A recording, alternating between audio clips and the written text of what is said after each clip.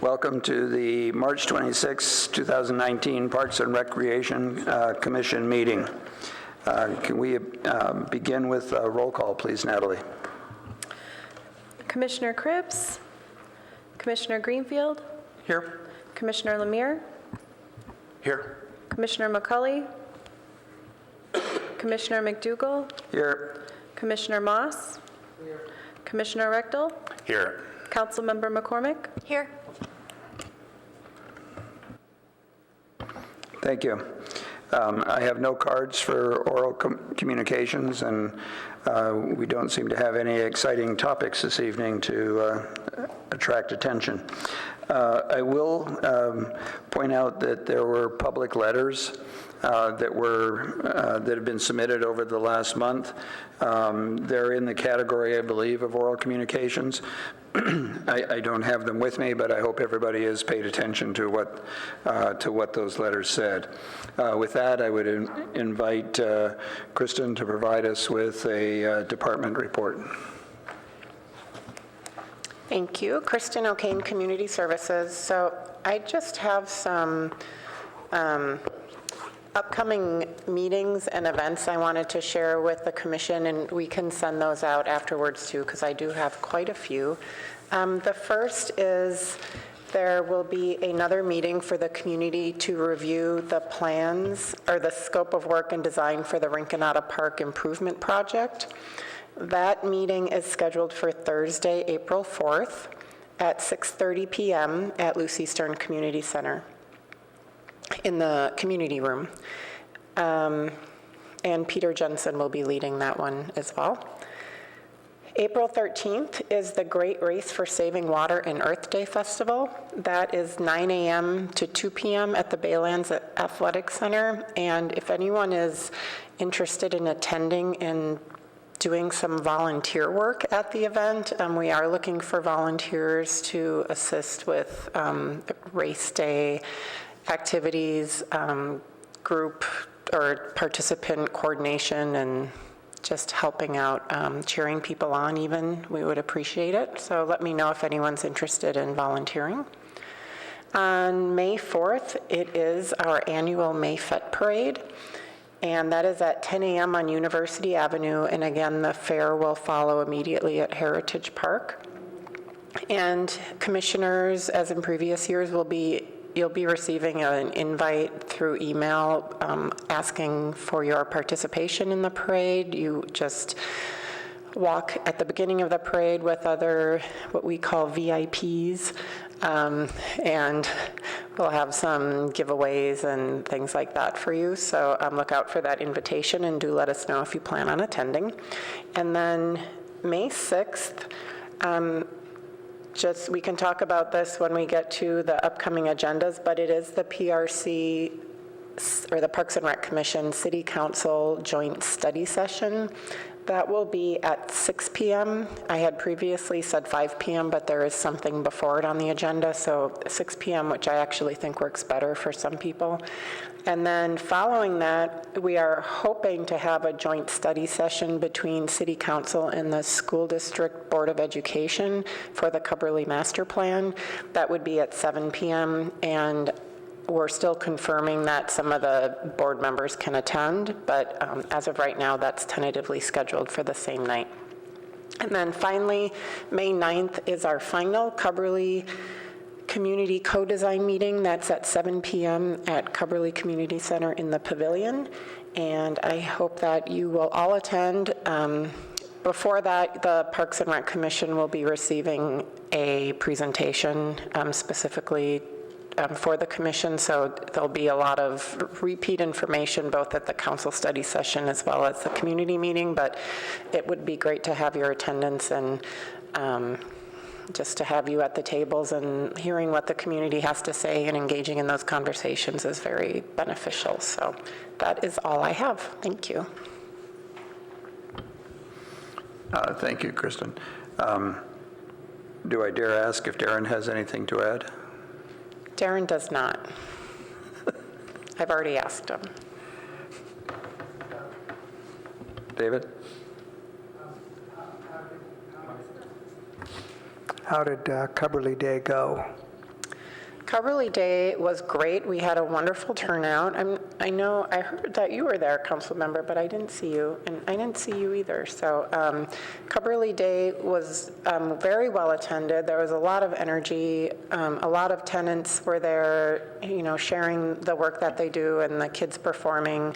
And a lot of people who didn't know much about Coverly were there too. So we had a table set up for the Coverly master plan and trying to reach that demographic that we're having a hard time getting feedback from, and those are parents of school-age children. So we were able to reach some people, but we realized too that as they're walking by with their little children, they don't have the time to stop and talk. So it really is a hard group to just pin down, and we all remember having little kids. We don't have the time to do much. So but we did receive some good feedback, and I think it was, overall it was a great event. It was our 5th year doing it, and we had the JMZ there this year and Avenidas, so that just added even some more activities and interest. So I think it was a great event.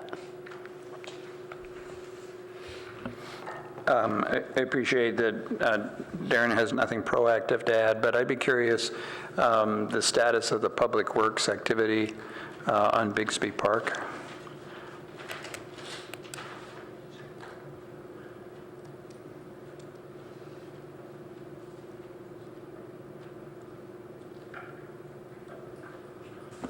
Thank you, Chair McDougall. Darren Anderson, Community Services Department. We spoke about this at a side meeting once, and I promised to follow up. I did. I checked with Public Works. They haven't gotten back to me yet with an answer. I'll have it for the April meeting, when essentially what I'm asking is, what's our time frame for when we're going to wrap up filling the low spots up at Bixby, where we're so often having heavy trucks come in and drop off soil to bring it back to grade due to subsidence.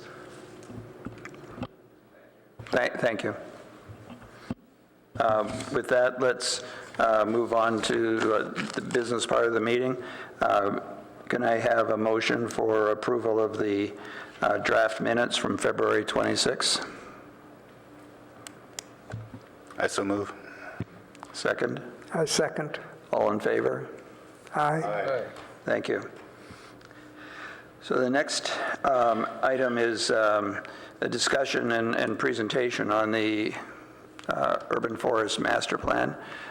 Kristen, would you like to introduce? Yes, so I'm happy to have Walter Passmore here to share the Urban Forest Master Plan with all of you. I know he's been here in the past, but I actually think it was not with this these actual commissioners, so I'm glad he's here and can also share any updates. So I will turn it over to you, Walter. Thank you. Walter Passmore, urban forester with the city. Welcome, welcome. Thank you, commissioners, for having me to brief you on the second edition of the Urban Forest Master Plan, which was just adopted by council 1 month ago. So this is hot off the presses news for you. The Urban Forest Master Plan is the guiding document for enhancing a thriving urban forest. It is intended to motivate interdepartmental collaboration and integrate actions across disciplines. It intersects with the Parks Master Plan, Sustainability Climate Action Plan, Comprehensive Plan, Green Infrastructure Plan, and others. It guides the management of natural resources, trees in particular, in parks, open space, public streets, private development, and elsewhere. Partnerships are one key aspect of implementation. So I'm hoping that all of you are going to highlight some components of the plan that interest you and have some questions about how we could integrate activities between this plan and the Parks Master Plan and activities in the Parks and Recreation Department.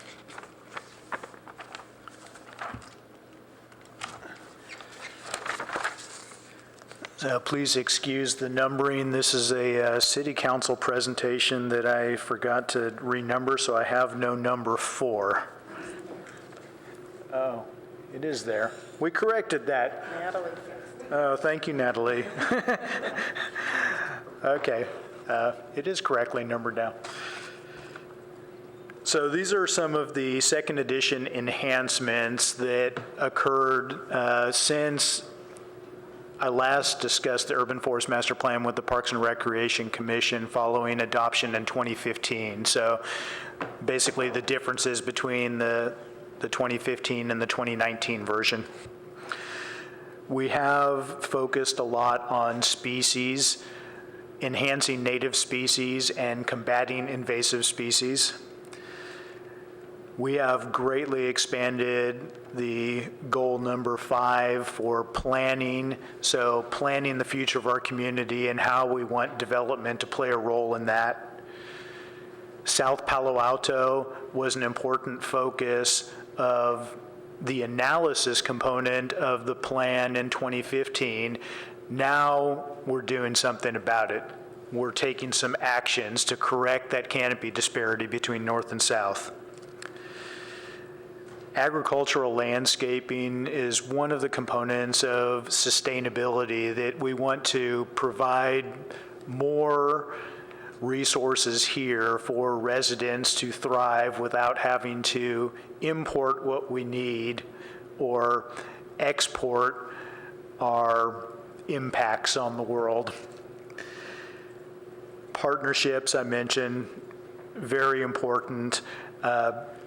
We expanded the language to include a lot of the environmental groups that were very integral in helping us compose the second edition of the plan.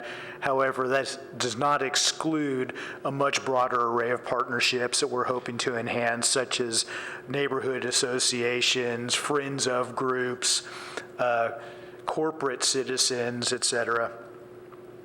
Habitat was a very important enhancement that we added program language about how we're going to implement new programs to enhance our natural habitats.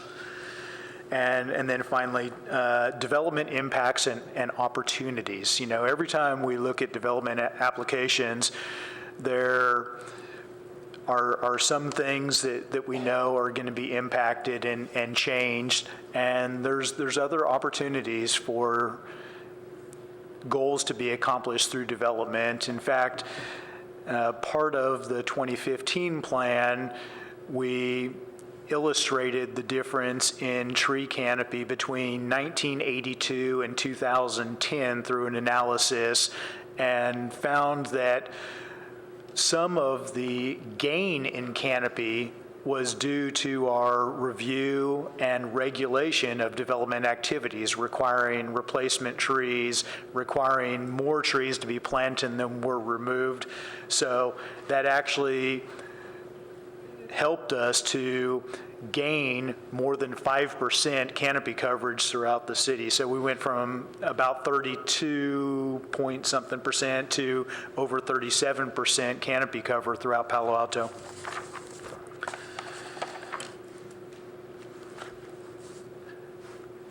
Implementation, very important, and the second edition of the plan does have some notable improvements. We're obviously encouraging a lot of interdepartmental collaboration.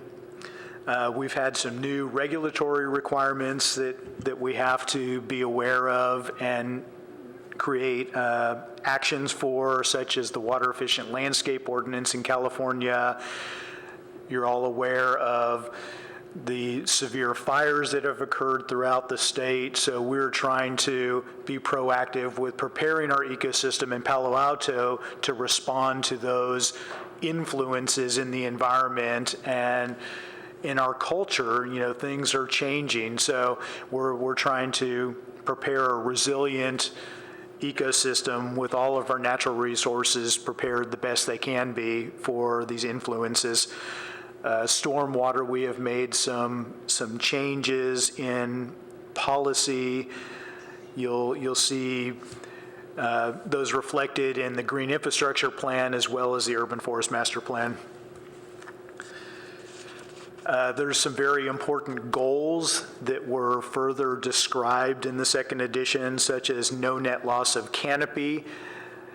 That goal also was replicated in the city's comprehensive plan, and it's a simplistic notion, but very important as we move forward, the concept of no net loss when we're considering the impact of development and how we create projects, how we move forward as a community.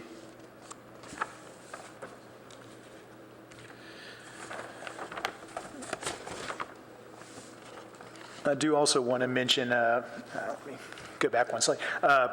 One good example project on land use is the Clyde Warren Park in Dallas. So just a concept that you might want to take a look at as we move forward. It's a park that was constructed while I was in Dallas, and it's constructed between downtown and uptown over the top of an interstate freeway.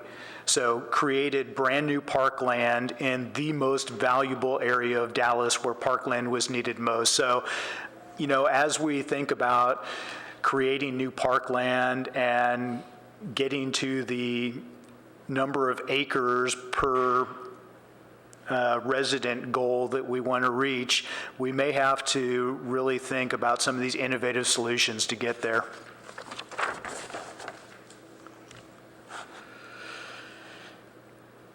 Species and habitat, we have a lot of new actions listed in the second edition. I'm not going to review all of these here, but one that's happening right now with our partner group Canopy is the Great Oak Count. It's a survey that was conducted about 20 years ago, and it's being repeated now. So we'll have an indication of how our native oak population is doing. And then there's a number of actions related to the Great Oak Count. When we have those findings about the distribution and health of our native oaks, then we can start to do something to encourage them in the future. And recently there was a really nice article published by Grassroots Ecology about the value of oaks, and it cited the recent publication that was done, which we contributed to. So there's a lot of good stuff happening around oaks, and they're really the foundation of our native tree population.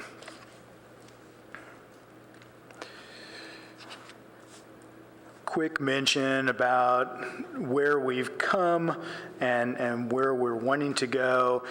So we set a goal of having native tree population composition of 20% of our street trees within 20 years and 50% of our urban park trees. So just to give you an indication of our trend, between adoption of the initial plan in 2015 and now, we've gone from a native tree population of about 6% of our street trees to 9%. So we've improved that fairly significantly. And you know, that puts us at almost a 1% change in composition per year, so on target with meeting that 20% in 20 years. And that's pretty notable because we're only replacing about 1% of the tree population in any given year. So the majority of what we're planting is native species, and we're encouraging developers to do the same. This is being supported by our Tree and Landscape Technical Manual, which is nearing completion right now. That should be adopted by the City Manager's Office this calendar year.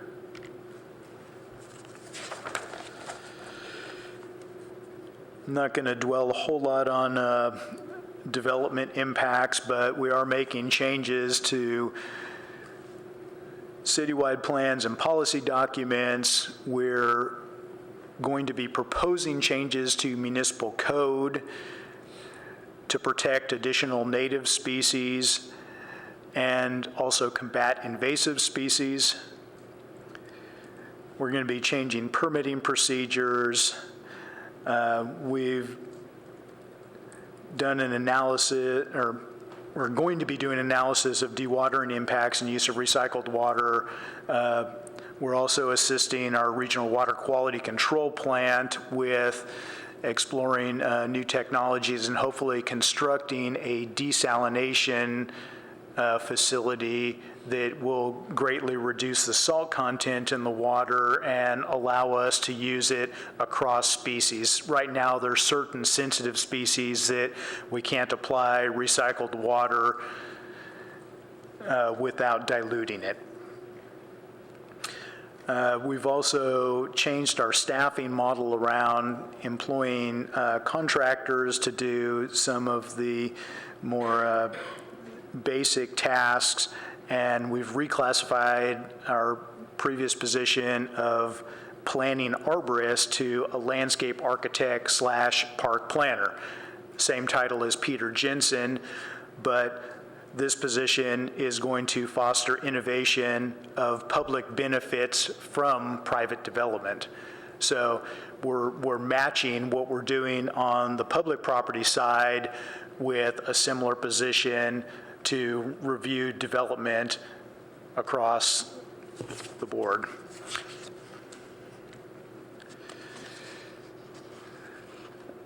On development, we have amended some aspects. I'm not going to go into these in great detail. A lot of these will be changes to our tree and landscape technical manual, whereas before we just had a tree technical manual. And we're also now using our forestry fund in lieu payment to fund trees in South Palo Alto and elsewhere where they're needed most. So that is a good segue to the canopy in South Palo Alto. There was a report produced in 2011 analyzing the disparity. We did survey residents. We did a study of vacant tree sites. We found that there was about 24,000 sites that could be planted with a tree in South Palo Alto, but we wanted to refine that even further. So we surveyed residents and asked, would you be willing to plant a tree? Do you foresee any barriers to planting a tree? And would you be willing to do so if some form of assistance was provided? And about 50% of those residents said they foresaw no barriers, they would be willing to plant one, and they would like assistance. So that brought us from the 24,000 down to a number about 10,000. You know, we still have not specifically located all of those sites, but looking at that 10,000 site potential, we've established some new programs, such as utilizing the forestry fund in lieu money from development to augment the canopy contract to plant 300 trees in South Palo Alto in conjunction with neighborhood associations. So that's over the course of 3 years, they're planting 300 trees. We're hoping that that program will expand in the future, that it will grow into something bigger than the initial seed money that we've given them. We're also doing a pilot with our Right Tree, Right Place program, which replaces incompatible trees that are growing under utility lines with more compatible. But we've enhanced that. We're not just giving a one-for-one replacement. We're saying we'll give you a utility-compatible tree to replace the one that's growing under the lines, Plus, we'll offer you a shade tree to plant elsewhere on your property, and we're helping them to locate that tree and providing them a benefits calculation of doing so. So hopefully, we're going to at least be doubling the amount of trees that are planted in South Palo Alto with RTRP. We're also exploring a carbon offset project. I have been on the development team for 2 different protocols. One is a compliance protocol. The other is a voluntary protocol. They're both capable of generating offsets that are just as real. We just have a different audience or market for the 2 different protocols. So we've had some initial conversations with 5 different corporate funders right now, and hopefully those will progress, and we'll be able to find a good corporate funder to partner with the city and our other partners to enhance the programs that we have going right now, or maybe even develop new programs.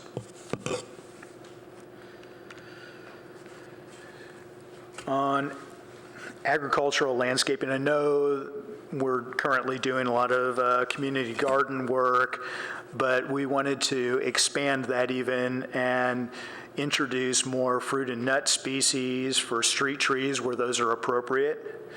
We're also expanding our Right Tree, Right Place program to include fruit trees as an option for going under the utility lines. I think that might make it more motivational for people to take advantage of RTRP, and we can expand the outreach for that program.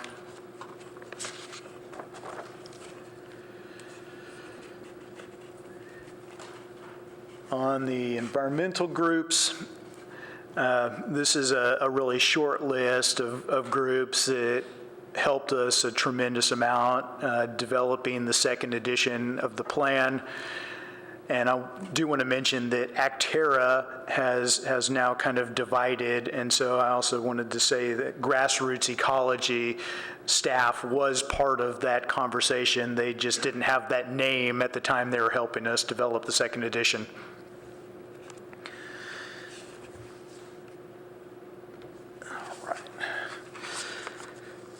Cost and benefits. It's always a challenge to sell ecosystem management and urban forestry because the historic view of it is that it's an aesthetic, right? It's like we're planting pretty flowers in our front yard, but we know that it's a lot more than that. So we are carefully reviewing cost and benefits for our decisions, and that is causing us to look closer at project review, at requirements, at surveys and analysis work, our outreach and education, and our maintenance activities and partnership activity in general. I want to pull up this slide about the benefits of public trees, and this is give or take 30,000 street trees and 6,000 park trees in urban parks are generating almost $18 million in ecosystem benefits annually. And if you look in that second column of bullets, this represents about 9% of our land area. So we have not done a benefits analysis for the entire city, but a very rough extrapolation. If you took the inverse proportion of 9% and looked at that on a citywide basis, you can see that trees in Palo Alto are generating millions and millions of dollars worth of services for our population.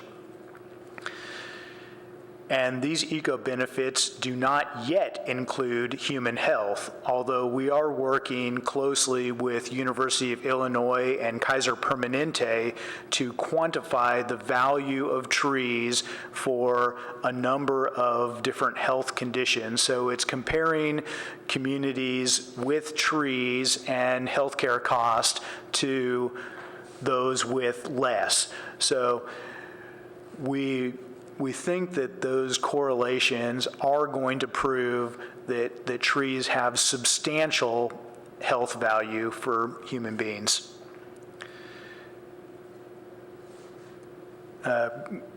Greenhouse gas benefits do not include storage. That's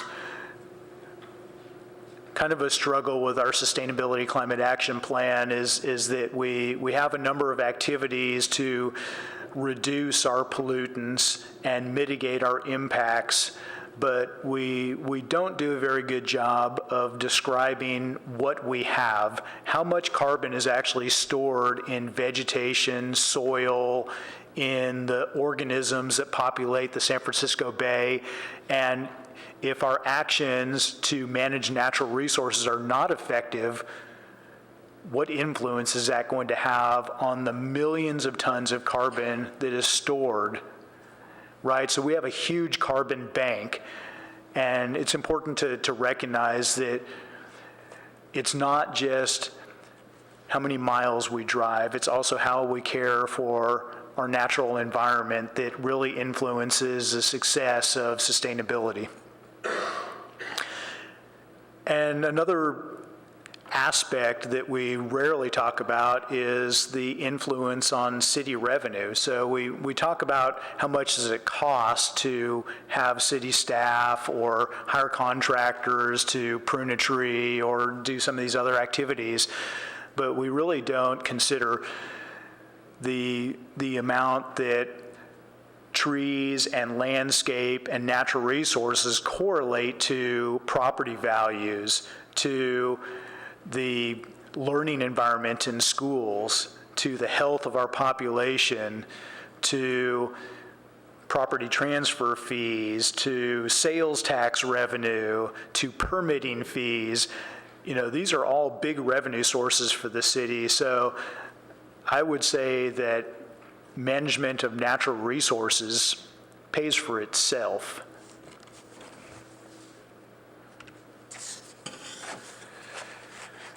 Some key issues. The role of urban forestry citywide. Before I was hired, Palo Alto did not have an urban forester. Palo Alto had a manager who took care of street trees. And there was a separate position, planning arborist, that monitored private development. And there were separate positions in parks, such as the rangers, and Darren's position as division manager that took care of trees in that environment.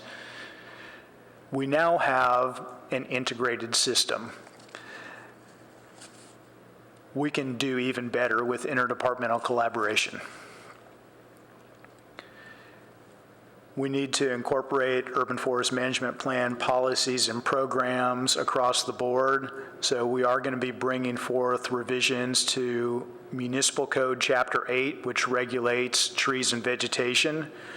We're also reviewing and providing input on other municipal code chapters, especially those that regulate development and infrastructure. We've given input to the Sustainability Climate Action Plan, and I think that is going to continue to adapt over time. The Parks Master Plan will be another very important document that we need to incorporate and share some of these policies and actions. The comprehensive plan, natural environment element in particular, but across all of the elements, we tried to infuse concepts of natural resources management because I think it does influence all components of the comprehensive plan and the green infrastructure plan I've mentioned already. And we're on the final slide. Recommendations. One in particular for the Parks and Recreation Commission to consider is the master plan calls for an ongoing community forum. We have yet to decide on what the appropriate venue for that is or how we're going to coordinate that. I would appreciate input. Formalization of the role of urban forestry staff, still a work in progress. Oh, I'm sorry. There we go. Updates to multi-departmental sections of the municipal code, interdepartmental coordination, and integration with other plans, and then finally the fiscal commitment to implementation. You know, there's a lot of things that we can do with partnerships, but partnerships are that. It's not you get the partner to do everything. It's a joint effort. So the city, environmental groups, corporate citizens, residents all need to play a part in implementing this plan. And with that, I will entertain any questions the commissioners have. Commissioner Moss? This is amazing that we have an urban forestry program and an organization. I don't know how many cities in the Bay Area have someone like you, but it's absolutely amazing. And of course, being with the parks, having helped with the park master plan, there are so many aspects of it that have everything to do with habitat and trees and open space, and your plan is an integral part of that. And I think I gave some input when you did the 2011 plan, not this one, but the first one. So I really appreciate everything that you're doing, and I hope that you're working with Darren, that every time we rebuild a park, and Peter Jensen, that we are doing what we need to do to meet your plan, as well as our specific needs. Do you feel confident that you're getting your goals met when we redo each park? So I would say, yes, we've been working very closely together. It's been more of an informal, professional working relationship, and I think there is potential to formalize that so that if we do have a transition in staff, which sometimes happens, that the next generation will know that this is our intent, is to continue this type of interdepartmental collaboration. Okay. We've had presentations from Green Stormwater Initiative and dewatering and all these other things that directly affect the canopy. And so I'm hoping that you are helping to push those aspects, not only in the parks but also in new development. Every bit of help helps. I'm so happy that you're talking about fruit and nut trees. We have many on our property, and the idea that we could have those instead of slow-growing oak trees is really good for me, because I know that there are, even in our neighbors, they have many redwood trees underneath utility poles, utility lines, which is just a no-no. And to replace them with fruit and nut trees, I think is a big benefit to the community if we could even have a place to sell or give some of our excess fruit, which we have tons of. So if you can incorporate some way to encourage people to use fruit and nut trees and then have a way for them to share, that would be a benefit to multiple benefits. And then the idea of having parkland on top of buildings has always intrigued me, and my gold standard is that Salesforce, the Salesforce Transit Center in San Francisco, even though it's not open, the park is fantastic up on top, and I would hope that we could continue to build canopy on top of buildings. That's it. Commissioner Rectal? Okay. So how can we help you? Are there any actions, any policy changes you'd like to see changed in the city with respect to parks?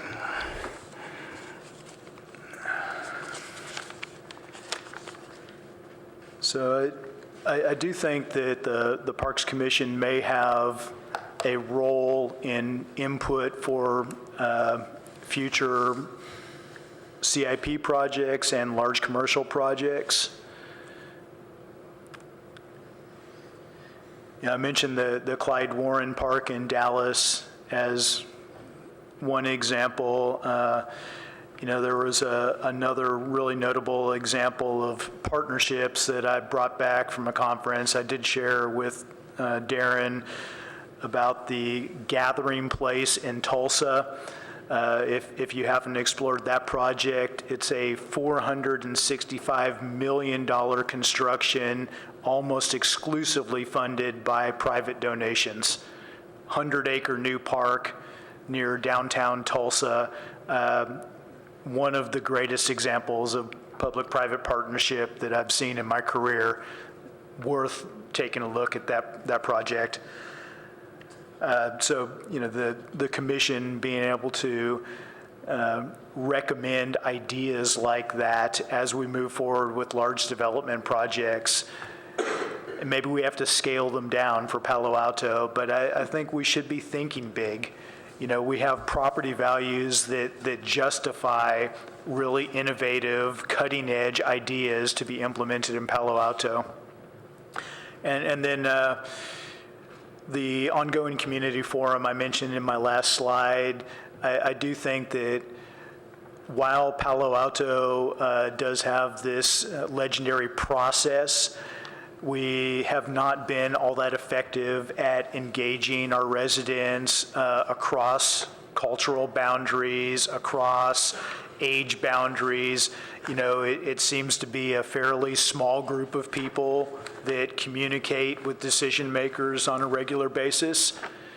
And a lot of the community is a silent majority, which I guess is prevalent in almost all communities. But I think to the extent that we could get better communication with more groups, we're going to be more representative of the interest of our community. In your package, you mentioned a lot about the fact that a lot of these trees are on private property.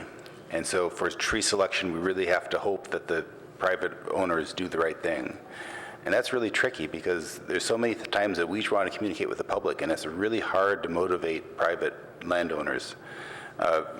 What's your outreach philosophy? How are you going to get around that? I think in the past, one of our most effective outreach opportunities has been during development. When we're issuing a permit of whatever type, that's an opportunity to make some strong requests and sometimes require actions to happen. We reviewed almost 400 planning applications last year in the urban forestry section and about 300 building permits. We interacted with developers on almost 500 tree protection inspections. We issued,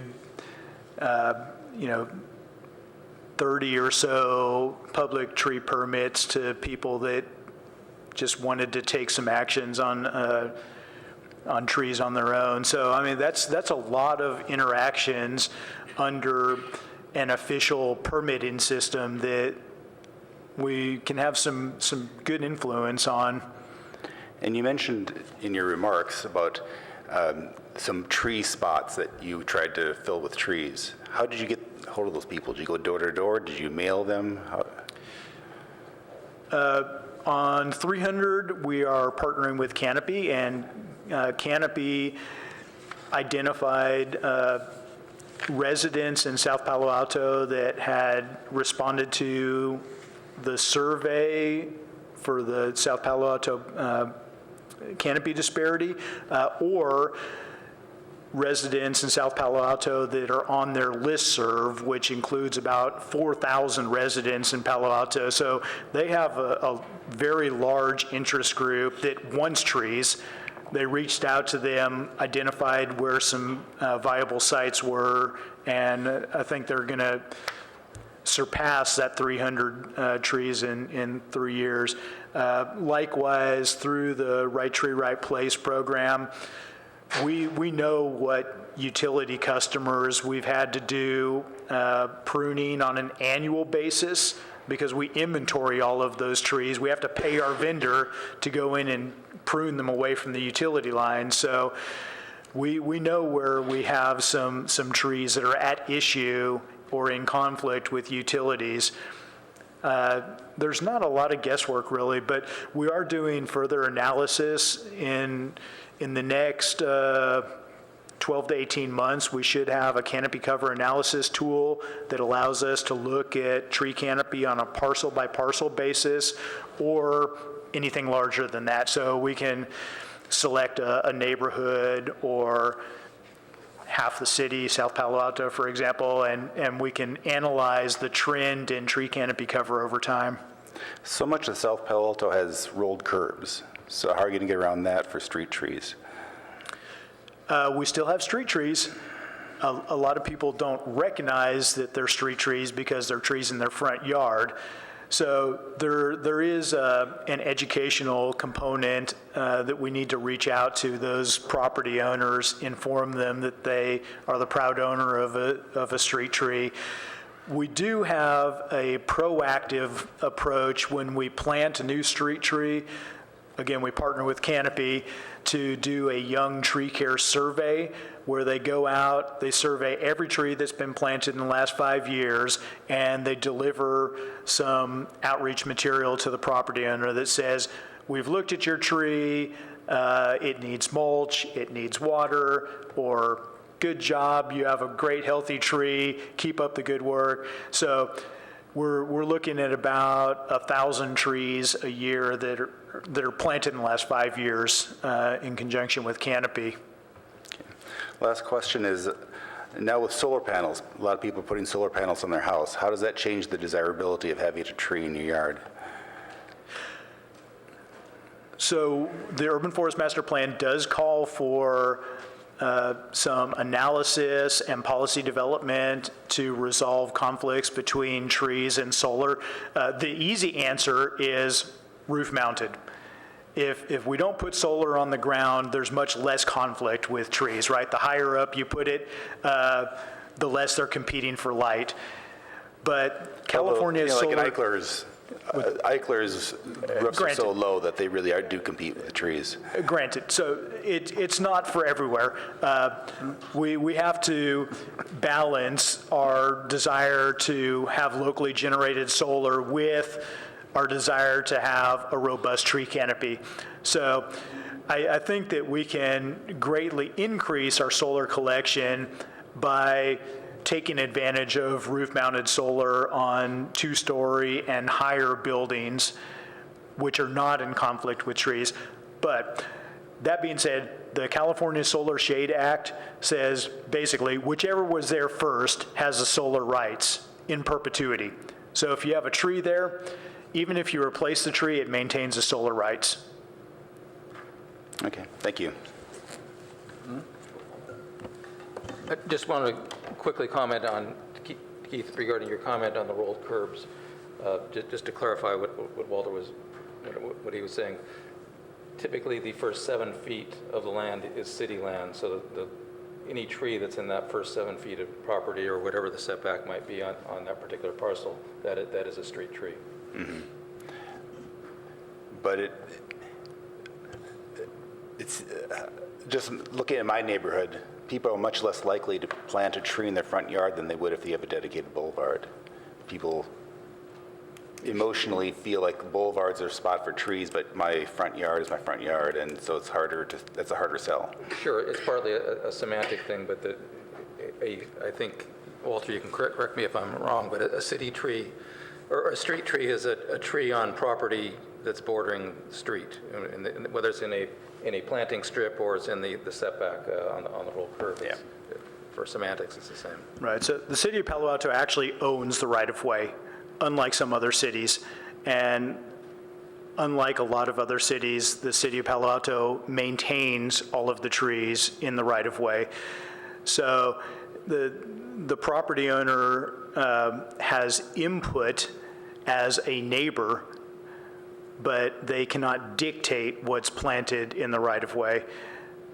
We do work very closely to cooperate with property owners on tree selection and planting, and we've done a good job at increasing the number of trees that we have in sites. So we track that with an occupancy rate, and our occupancy rate has gone from about 90% of our street tree spaces filled to about 95% in the last 5 years. So we've increased that occupancy rate. Our goal is to have 98% occupancy rate, which we think accounts for some amount of mortality and replacement during the process. So we're getting close to full occupancy, no vacant sites anywhere in Palo Alto.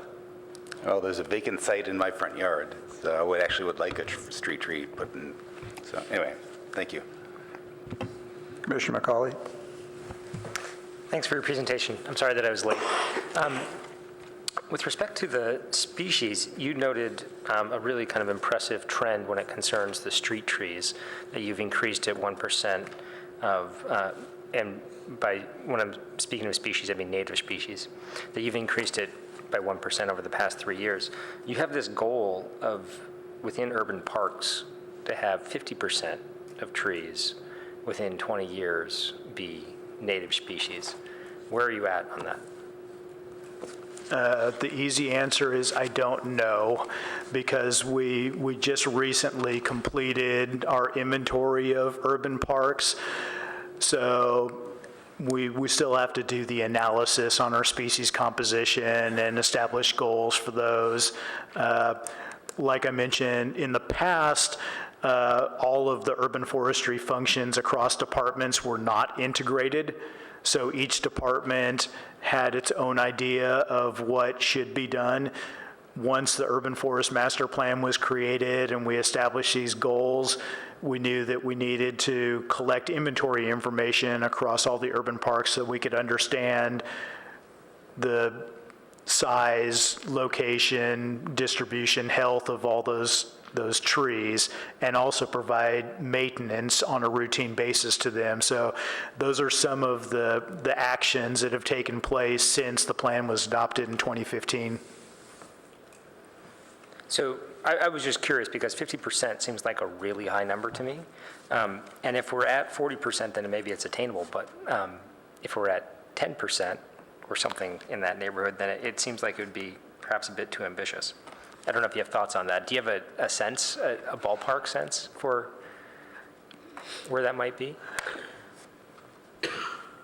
Our guess at the time the goal was written was we're at about 25% native species composition in urban parks.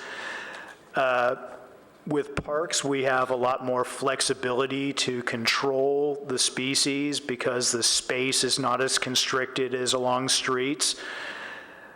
And we have more flexibility to control the site environment for the trees as well, whereas, some of our park strips are so restricted that, we just don't have good native species to put into those sites, whereas with parks, we can really enhance the site and do a lot of things to encourage a native species to grow. And what's your approximate replacement rate or replenishment rate of trees within parks? On an annual basis, do you replace about 1%, 2%? Or is the mortality rate higher? We're not differentiating right now, or I could run a report, but I mean, right now we're not differentiating between public trees, so street trees and park trees. We have just one number of how many we're planting. Okay, so that's about 1% year over year, is that? Little over 1% of the population was planted. We planted in excess of 400 trees last year, and our population's about 36,000. Okay. So I would just note that I think that Darren and his team have been very attentive to the issue of health of trees within parks, and I think that they've taken steps recently, in the past year even, to try and really be on top of that. I don't know if there are issues still within the parks that need to be addressed, and if you're part of that planning, I presume that's the case. But if there is something more that we need to do or to press for from city resources, city finances, I'd appreciate knowing what that is. So we have made some pretty substantial changes in how we manage trees in parks. One was we included park trees in our cycle maintenance pruning contract. So now it's our goal to prune every tree in an active use park area once every 7 years. So we'll, take the dead out, we'll make sure it's safe, and that had not happened previously. We're also in the process of collecting inventory information for active use areas in open space such as Foothills Park. So those trees, picnic areas around the interpretive center, entrance gate, the overlook, those will all get inspection and routine cycle maintenance pruning. Okay. So my sense, and correct me if I'm wrong about this, but my sense is that, for a long time it might be a resource that we sort of took for granted because we thought, they were receiving adequate water and that's about all they need or something like that. And that we've really kind of turned our attention to the issue and are doing a good job of being stewards of the trees within our parks. Is that fair?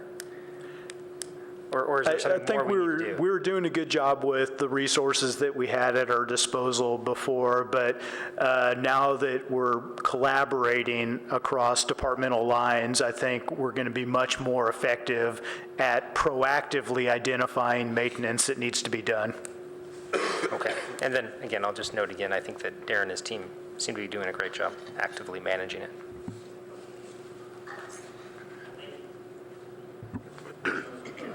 Yeah, I appreciate the presentation and appreciate all the hard work you're doing, and especially we were talking about the collaboration between departments. It's certainly helps get things done. I just have a quick question. It's kind of a specific question. What's the role of the redwood tree in Palo Alto and the general health of the population?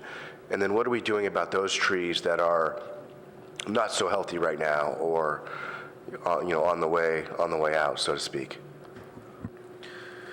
So obviously redwood's a very important species. The city was named after a redwood tree, and it's a species that we want to keep in our inventory forever.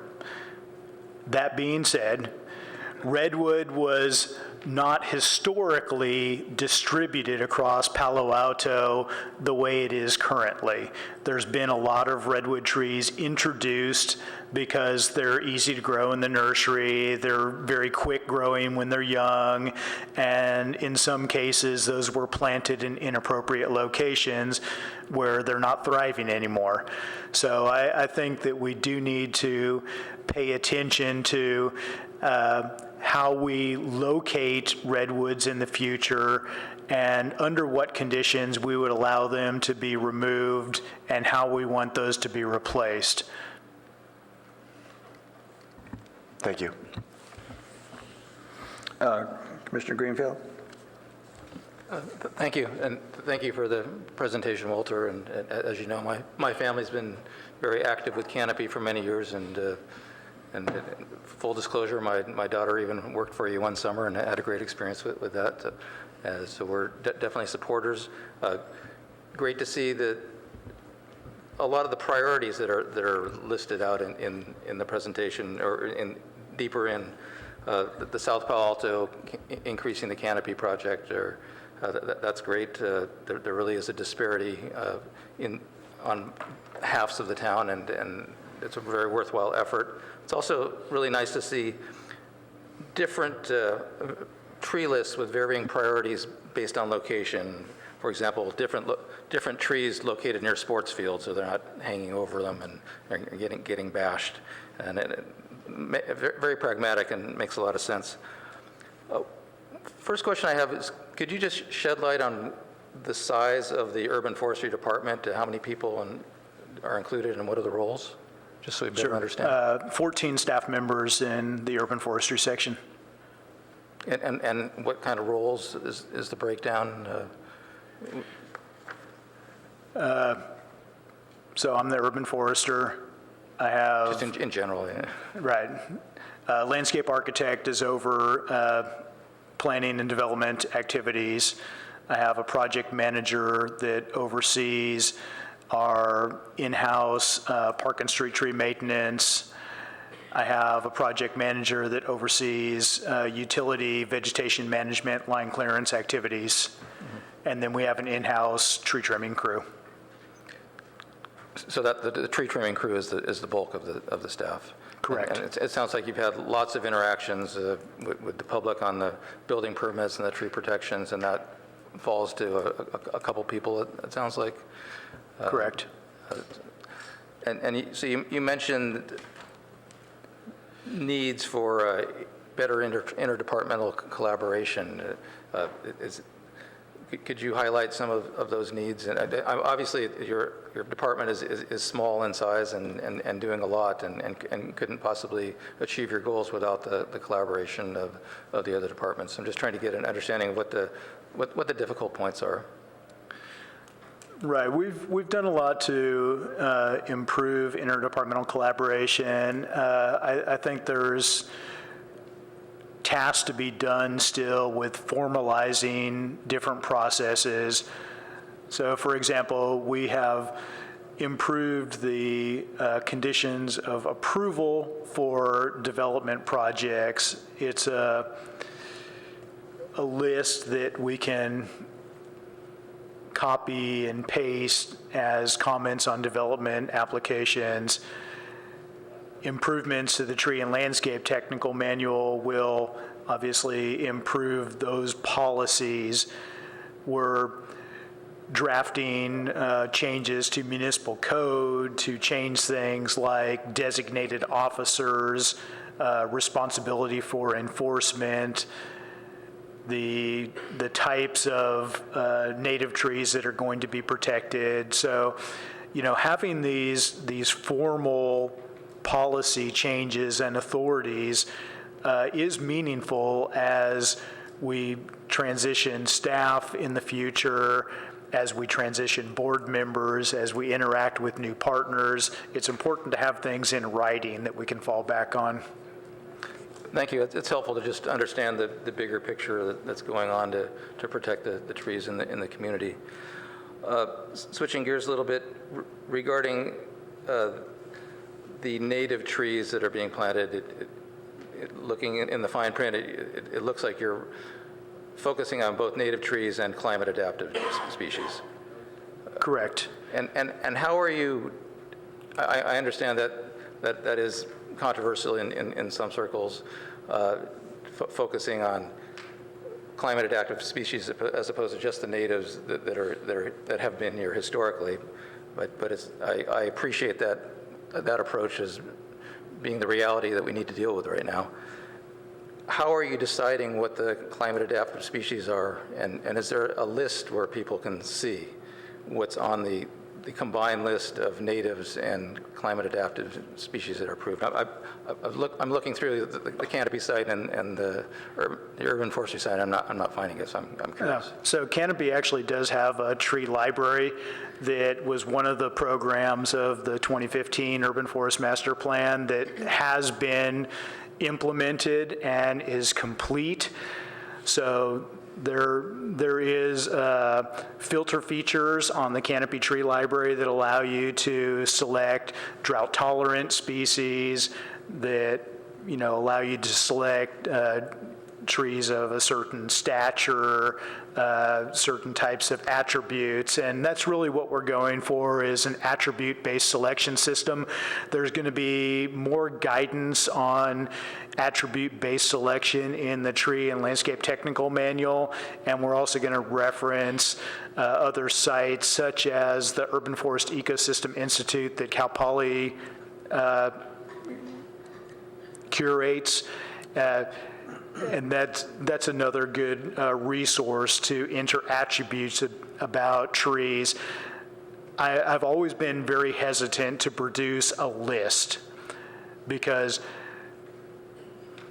certain years, there are species that don't have a good seed crop, and so they're really hard to obtain in the nursery trade, and we don't want people to default to just an easy selection as compared to matching a tree that's best for the site.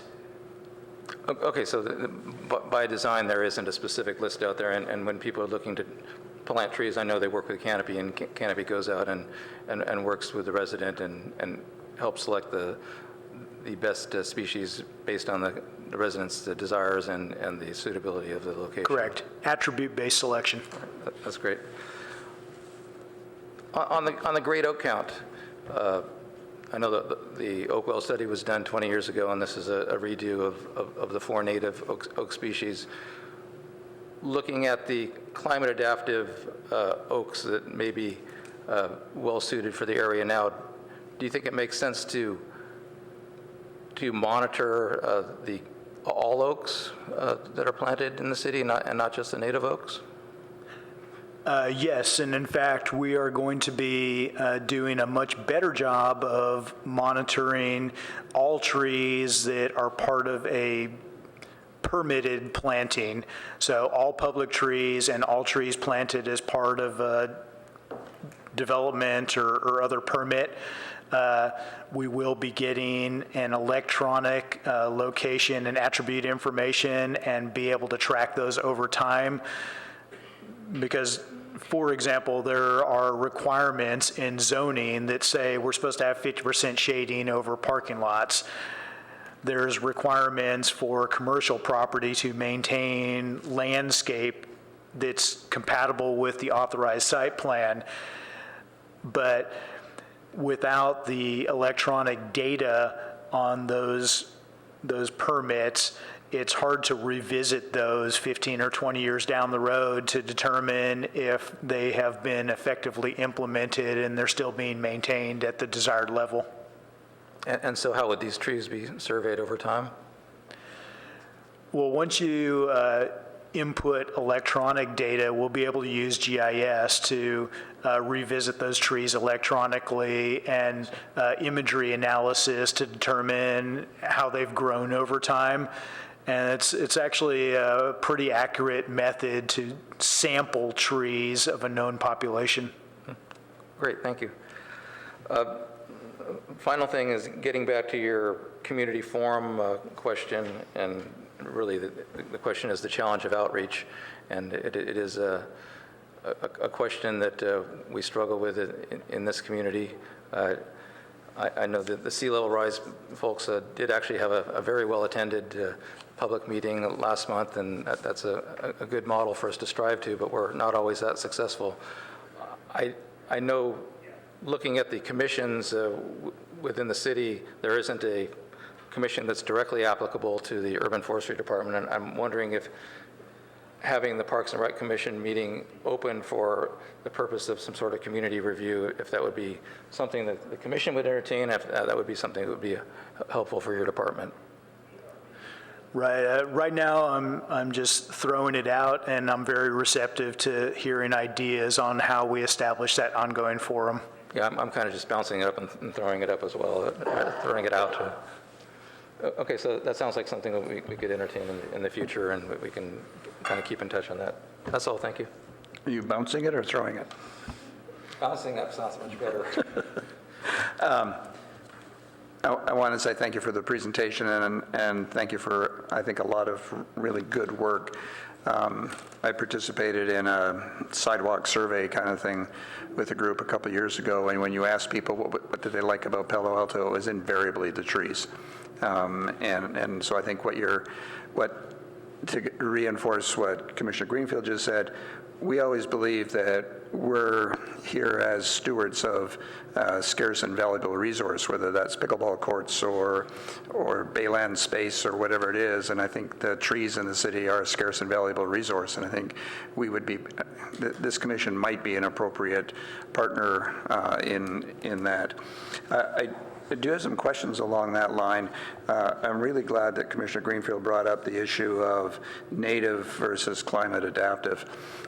In this community outreach, I worry, I don't know if you think about this, that when you say trees are either native or invasive, you're sort of setting up a dichotomy that doesn't make for a good conversation. I think the trees are appropriate or inappropriate or whatever for the public. I understand the technical term, but I think there's lots of non-native trees that are not particularly invasive that might be allowed to stay in our community. Do you have a comment on that? Yes, so when I mention native and invasive, those are two ends of the spectrum, and there's a huge number of species that are climate adapted, that are appropriate, that can thrive. Palo Alto has such a wonderful climate that we can have a very wide variety of trees that do well here, that are not invasive, that do not inhibit function of our native ecosystem. So I should have provided more information on that. Okay, so that's sort of what I understand and believe, and I see Commissioner Moss shaking his head and whatever. So this audience might understand it. I worry that using those terms when you're doing outreach, it would not be productive. Along that line, you say there's 36,000 trees, plus or minus something, obviously. Do you have any sense, and you talk about street trees and park trees and trees on private property, and the private property can be commercial or it can be residential. And then, of course, when you talk about parks, you've got the foothills and the Baylands parks that are. So do you have any idea of the breakdown of where those 36,000 trees are? The 36,000 is about 30,000 street trees and 6,000 in urban parks. We have not inventoried trees in open space preserves such as Foothills Park. There's obviously a vast number of trees in Foothills Park or Raspadero Preserve that we have yet to even estimate the number and the species composition for. Which brings up a question, of course. You're saying that as you move along, having tools, GIS tools available are going to make all of that easier.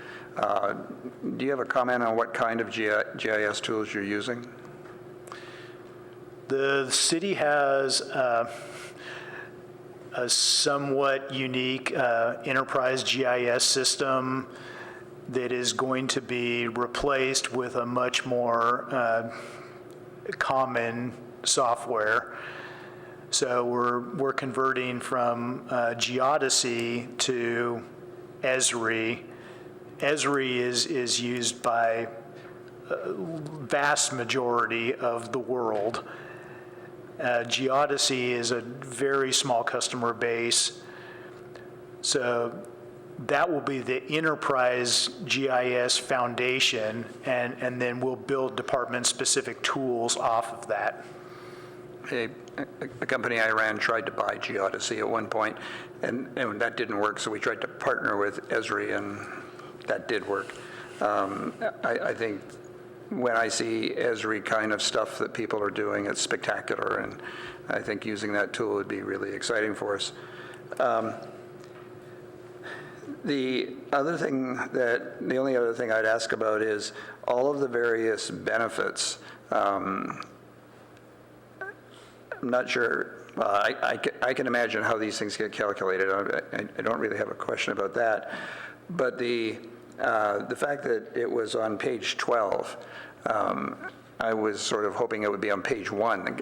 I think selling the benefits of the trees, I don't believe that I believe people had, historically had an historic aesthetic view of the trees. I think people today are moving in the direction of having a better understanding that there's real benefit and value, and that those benefits are the ones that you've listed out: the greenhouse gas benefits, the energy benefits, the clean air benefits, and particularly the human health benefits, both physical and mental health, and the benefits of trees.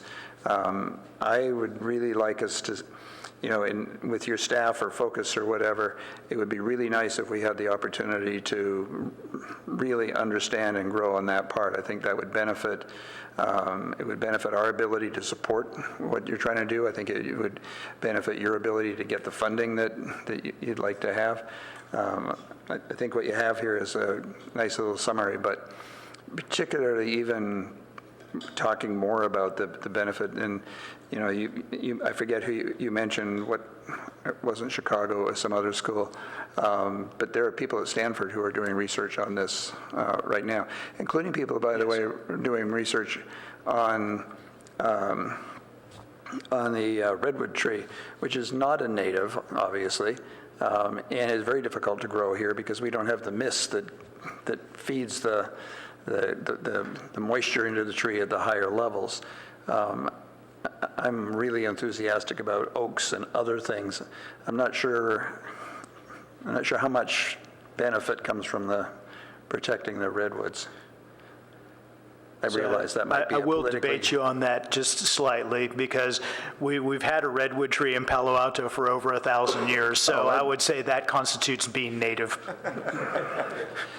Yeah, touche, but there's a difference between a single tree that's been here for a long time or whatever, and basically the coastal redwood that should be here. Granted, and that's why I framed my comments about redwood protection. Right, okay. Thank you very much.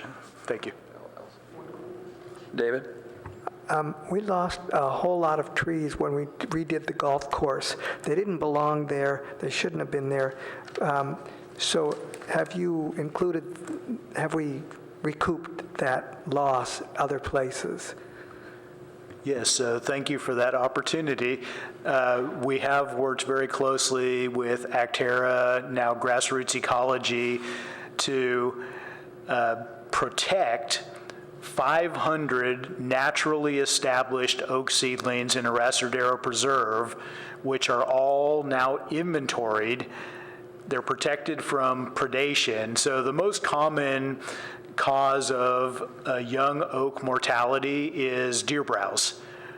Deer population is much higher than it was historically, and so it's very difficult for oak seedlings to grow to maturity because the deer just browse off all the new buds. So we've put some caging and tube protection around those trees to allow them to mature above the height of deer browse. And so we would expect those trees, naturally established, already growing on site, that they would be able to mature into fully sized oak trees. And so that's 500 more native oak trees in Arasadero Preserve that we have. I heard a question about Bixby Park. We're also planning to plant some trees on Bixby, and then we did do some replacements on the golf course as well. It was not one for one on the golf course because we didn't feel it was appropriate to put the same number and species of trees back as we had there before. We wanted to do better. So we did that on the golf course and then paired it with what we did on Arrasardero and at Bixby Park. Final comment, Commissioner Moss, you mentioned the park in San Francisco, which is on the Transit Center, not on Salesforce, but on the Salesforce building in Menlo Park, there is, of course, a park. Commissioner Rickdahl took advantage of my offer to take everybody there. Anybody else would like to visit the rooftop gardens and park and trees at Salesforce, I'd be happy to arrange that. Facebook, I'm sorry, thank you. Yes, I was coming to that. I'll skip my other question and I'll turn it over to Council Member Cormack. Thank you, Chair McDougall, and thank you, Mr. Passmore, for being here. It's, we certainly are lucky to have this program and to have you and your experience and expertise and your team. Many of my comments were covered by the commissioners. Thank you for that. I guess one that comes to mind addressing Commissioner Rickdahl's about how this commission could potentially help is, have you ever thought of doing some sort of creative recreation class around trees and tree planting where, the city staff, maybe in connection with Canopy, could offer a one-day, I don't know what it is, I'm sure you all can come up with something, but that would be a way to, connect the, and get some more exposure for the program, which is a little bit hidden even for those who pay a lot of attention to it. So that's one idea. And then you did mention the CIP programs, and as discussed last month, I am on the Finance Committee, so I thought I would just take a quick look and we could discuss page 3 of 26 in the whole plan. It looks like we have 2 big years, year 6 and year 9, with substantial requests for funding. It looks like the major part of year 6 would be canopy analysis, and the major part of year 9 would be iTree. Do you want to highlight anything about that, to the commission about those needs?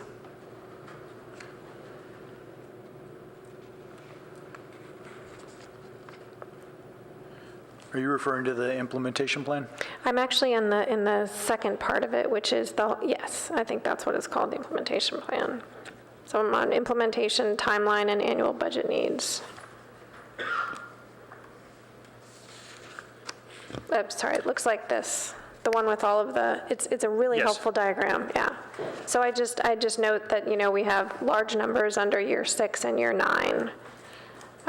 And I think based on looking at the detail, it comes from a canopy analysis and then an iTree. So I just wondered if you wanted to touch on Correct. that at all.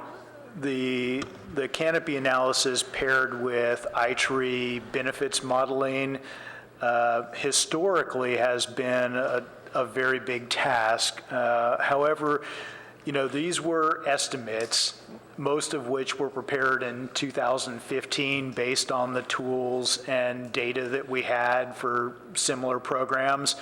I think when we introduce GIS and have more powerful analytics, there may be some ways to minimize those costs with staff expertise, especially if we hire some people with good skills in technical analysis, and we may be able to bring those costs down to do pieces of analysis instead of a comprehensive analysis of the entire city.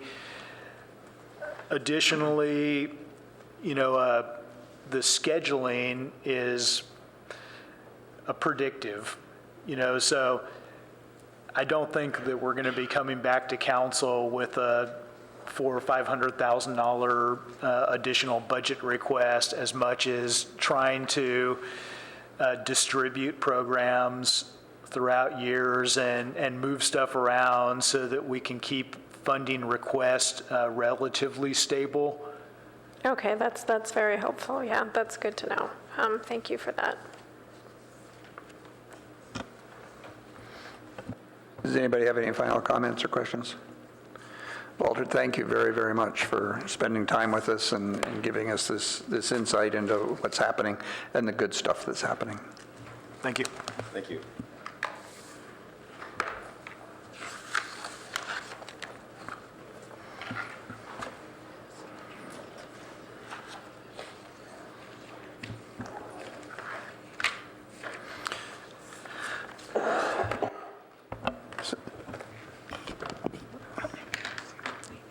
So we'll move on to sea level rise. We might want to have Walter stay with us so he can find out how he gets the same kind of number of people to attend an event for trees as we do for the sea level. Kristen, would you like to do another introduction? Yes, please. So I'd like to introduce Julie Weiss, who's with our Public Works Department, and she is going to be talking to you about sea level rise and the city's sea level rise policy. And to her right is Jeremy Lowe, who's a subject matter expert on the topic. So we'll turn it over to the two of them. All right, great. Am I on? Can you hear me? Great. All right. So yes, Julie Weiss, Public Works Watershed Protection. I also do want to introduce my partner in crime on this project, Christine Luong. She is the manager for the implementation of the Sustainability and Climate Action Plan, and she and I are working closely together on this project because sea level rise is a chapter of the Sustainability and Climate Action Plan. Jeremy has been introduced, but I'm going to introduce him more thoroughly and more properly in just a few minutes when he does a segment of the presentation tonight. We are really looking forward to discussing the sea level rise adaptation policy, which was approved by Council last week. And the policy will inform the development of a sea level rise adaptation plan that we will be working on hard over the next year and a half. And we will be returning to you with that plan in late 2020, probably November, December timeframe. Just as background, for those of you who may not be familiar with this topic, developing a sea level rise policy was a requirement, or is a requirement in our comp plan. It's in our Sustainability Climate Action Plan. It's in various plans and directives that we have in the city, and so we're making good on that promise that we've also made to previous city councils to deliver this right about now. Our goals tonight are to give you chances to ask questions you have about sea level rise as it pertains to us locally and here in San Francisco Bay, and your questions about the policy and upcoming plan, and to also hear any initial feedback or your initial thoughts about what's important for you to see in a plan that we start putting together. I also do want to point out that initially we had scheduled ourselves to come to you first before we went to council, and then our timeline was changed by the city manager's office, who asked us to come a little bit earlier. But we have ample opportunity to still get your input as we put together a plan. The presentation that we have put together tonight is really broken into two components. For the first 10 minutes, Jeremy Lowe, our aforementioned subject matter expert, will give you an overview of the big picture of what sea level rise means for the San Francisco Bay and some of the adaptation strategies that communities all around the Bay are considering, including Palo Alto. And then I will zoom in and give you a closer look at what we're already doing to prepare for sea level rise in our city, and how our sea level rise planning efforts will inform even more work in the future. I also do want to acknowledge that at least 3 of you have heard this presentation once. This will be the second time for a couple of you, and third for another. So we have sprinkled in maybe 1 or 2 extra slides just to keep you interested and engaged.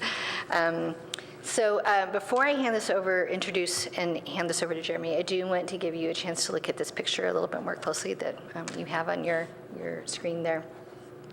This is a photograph that I took just a couple of months ago during the king tides that we have at the Baylands, and I would imagine that some of you went out there to take a look because it's quite a visual spectacle. This is taken across the street from the deck pond in an area where we don't have any protection. There's no levee, there's just the road and the trail. And you can see that the Baylands habitat is nearly completely submerged. Obviously, the trail is submerged. It's really difficult to get into the Sea Scout house where the Environmental Volunteers organization is. If you were to go over to the interpretive center, you would see a couple thousand sandbags that are put out there every year just to keep the water from overtopping the levee there. And so we see this 4 or 5 times a year, but it's not that big a deal because it's only 4 or 5 times a year. But this will be an almost daily occurrence in just a few decades. And then after we get closer to the turn of the century, it's going to be really dramatic, and you'll see some images of that later on of what we think that'll look like, because that water will start creeping towards 101, really impacting critical infrastructure we have, like the wastewater treatment plant and the airport, the parks, golf course that are out there. So keeping that picture in mind, I am going to hand this over to Jeremy.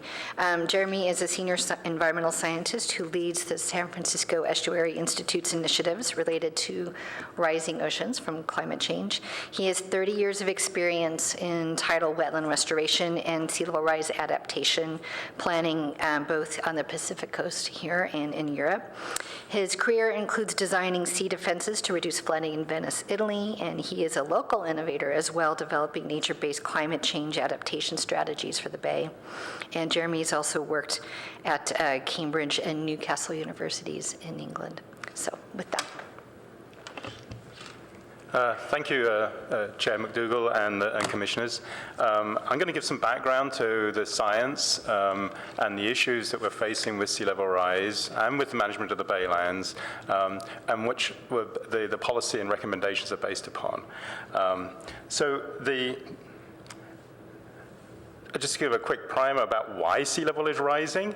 We're measuring it now, and we'll be measuring more of it in the future. We're also measuring the drivers for it. One of the drivers is the warming of the ocean.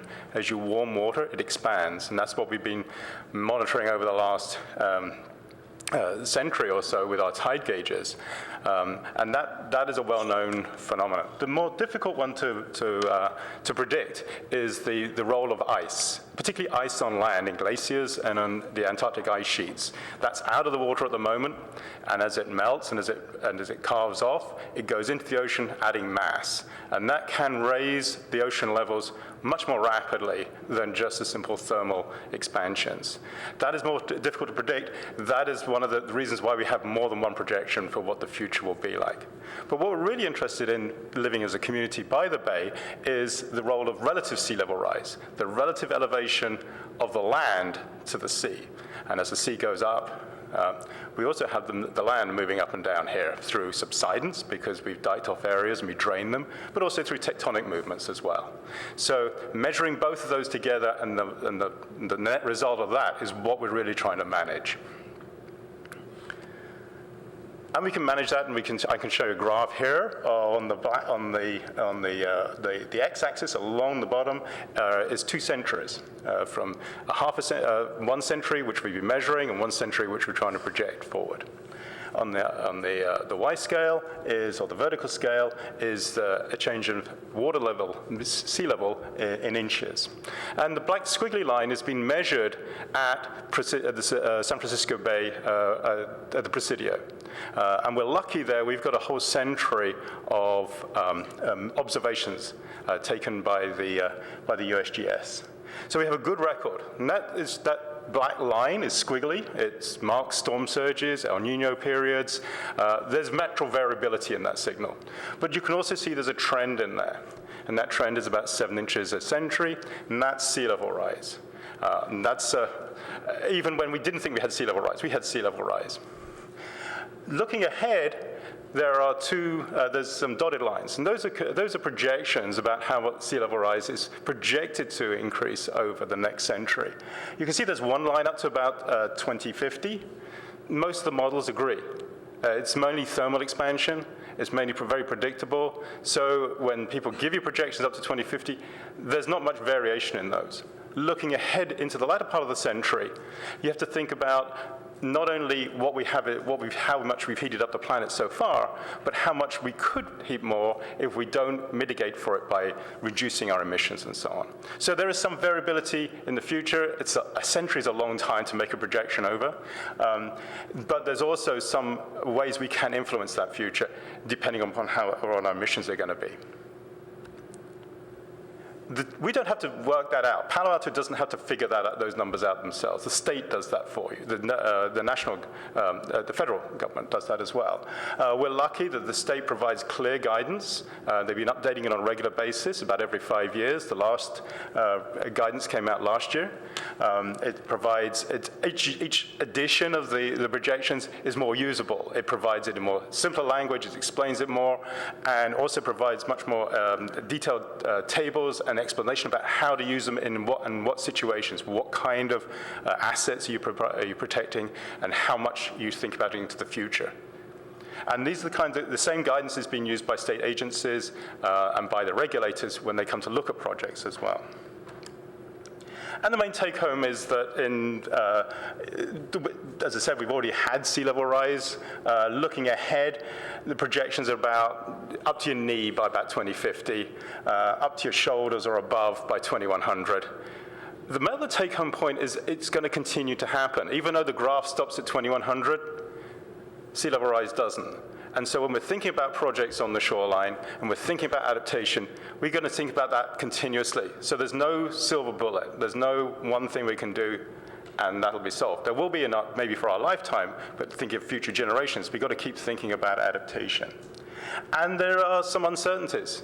The Antarctic ice sheet, if that goes, then significant changes could occur quite rapidly in geologic terms. When they say rapid, 10 feet in the century. That's a lot, a rapid pace. And also looking ahead, we can expect to see at least 6 feet of sea level rise over the next few centuries. The Dutch, being more risk averse maybe, they project over 3,000 years. We tend to project over 100, 150 years. And what's protecting us? This is part of the Hayward shoreline at Oraloma. I just chose this as a typical place.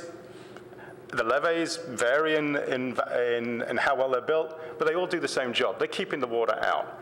Usually we go along there. This is the top of the Bay Trail, nice clear day. This is what they're actually designed for. This is a storm surge, 2005. Usually they're at night, so you don't get a good photo of them. Usually they're on a public holiday as well, so you don't tend to be out there. But this is a good one. That was the same levee, but it's doing its job. It's keeping the water out. The water's about 3 feet higher, but there's also waves on top of it. And there is some overtopping, and there's some damage to that levee. So that's what we designed the levees to deal with. So when we're looking at that squiggly line, this is the same graph of sea level rise. That squiggly line was the mean sea level, the still water level.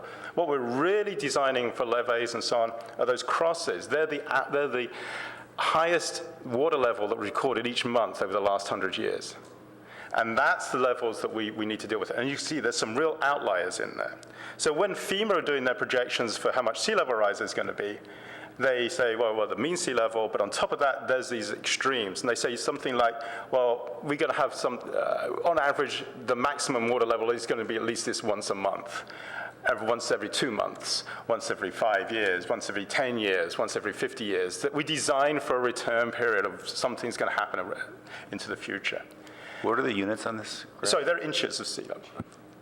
So if we're doing that, when we design a structure or build a house or something, we do it to FEMA and we say we're protecting to 100 years now. In the future, with sea level rise, that 100 years is going to become a 50-year, it's going to become a 20-year return period. But the amount of protection our structures are going to provide is going to reduce. So that risk is always increasing as sea level rises, and we need to be aware of that if we're protecting communities in those areas. We also need to protect from behind. We have creeks, we have streams coming down to the bay as the water levels, and they discharge out to the bay.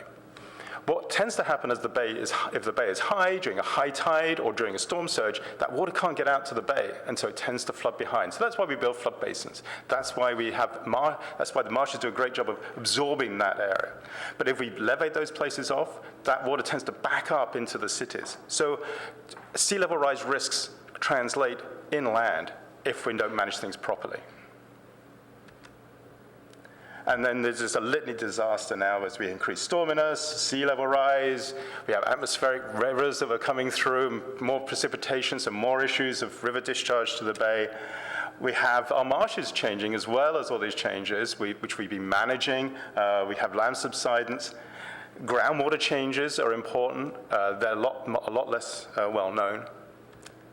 But also we need to provide that level of protection to the development because that's a lot of these baylands are part of the economic engine of this area.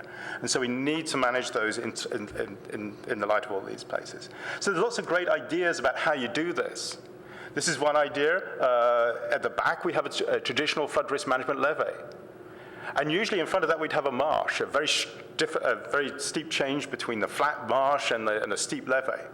And the idea here is that gradually we're going to put a longer slope in front of our levees. We call them an ecotone slope or a seepage slope, or horizontal levee, which provides upland areas in places.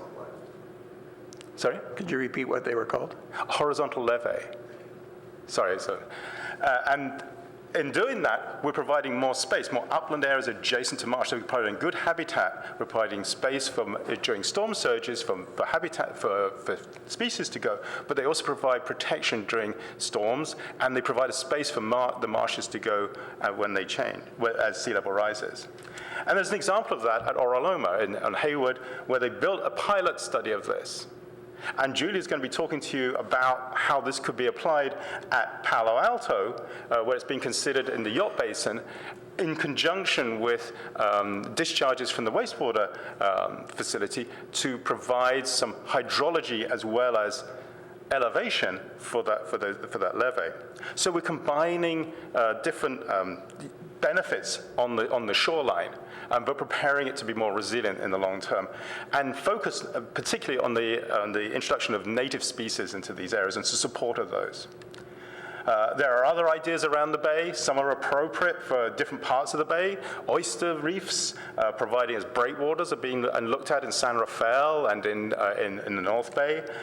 Choosing what's appropriate for different parts of the bay is important. The bay is different all around. And then thinking the opportunities that we have just in this area as well is the salt ponds and the restoration of those salt ponds as part of the South Bay Salt Ponds project. They're already incorporating features such as those horizontal levees, such as marshes, such as the mudflats, to start not only providing restoration, but they also provide benefits in terms of sea level rise accommodation. Because we've got to think about this as a large scale. This is a landscape scale problem. It's not a Palo Alto problem. It's something that you can work with the neighbors with, and you benefit from their work. But it's also a long-term problem. And that's one idea that we have to start to think about, is that there's no one answer to this. What we have at the moment, the marshes will do a job. And here I try to show this as a timeline in terms of feet rather than years. So this is feet of sea level rise. And so our existing marshes, our existing habitats will last for maybe 9 inches or so. So that's good. And their natural system, they will look low, but we've kind of hemmed them in a bit. And we've cut off their sediment. We've done a whole lot of things to make life difficult for them. But at some point, we might want to do something to protect those marshes, but also to protect what's behind them. And so at 9 inches, we can say, yes, we need something. But it takes a long time to build and design and to raise money and to get permits for. So we might have to start thinking at 2 inches, a decision, this is maybe how we're going to go, spend some time, lead time getting that in place, and then building it. But even so, even though we added sediment and we increased the height of our levees, we might have to do something bigger, because that's only going to accommodate maybe 1 or 2 feet of sea level rise. So then we've got to start thinking, well, what's plan B?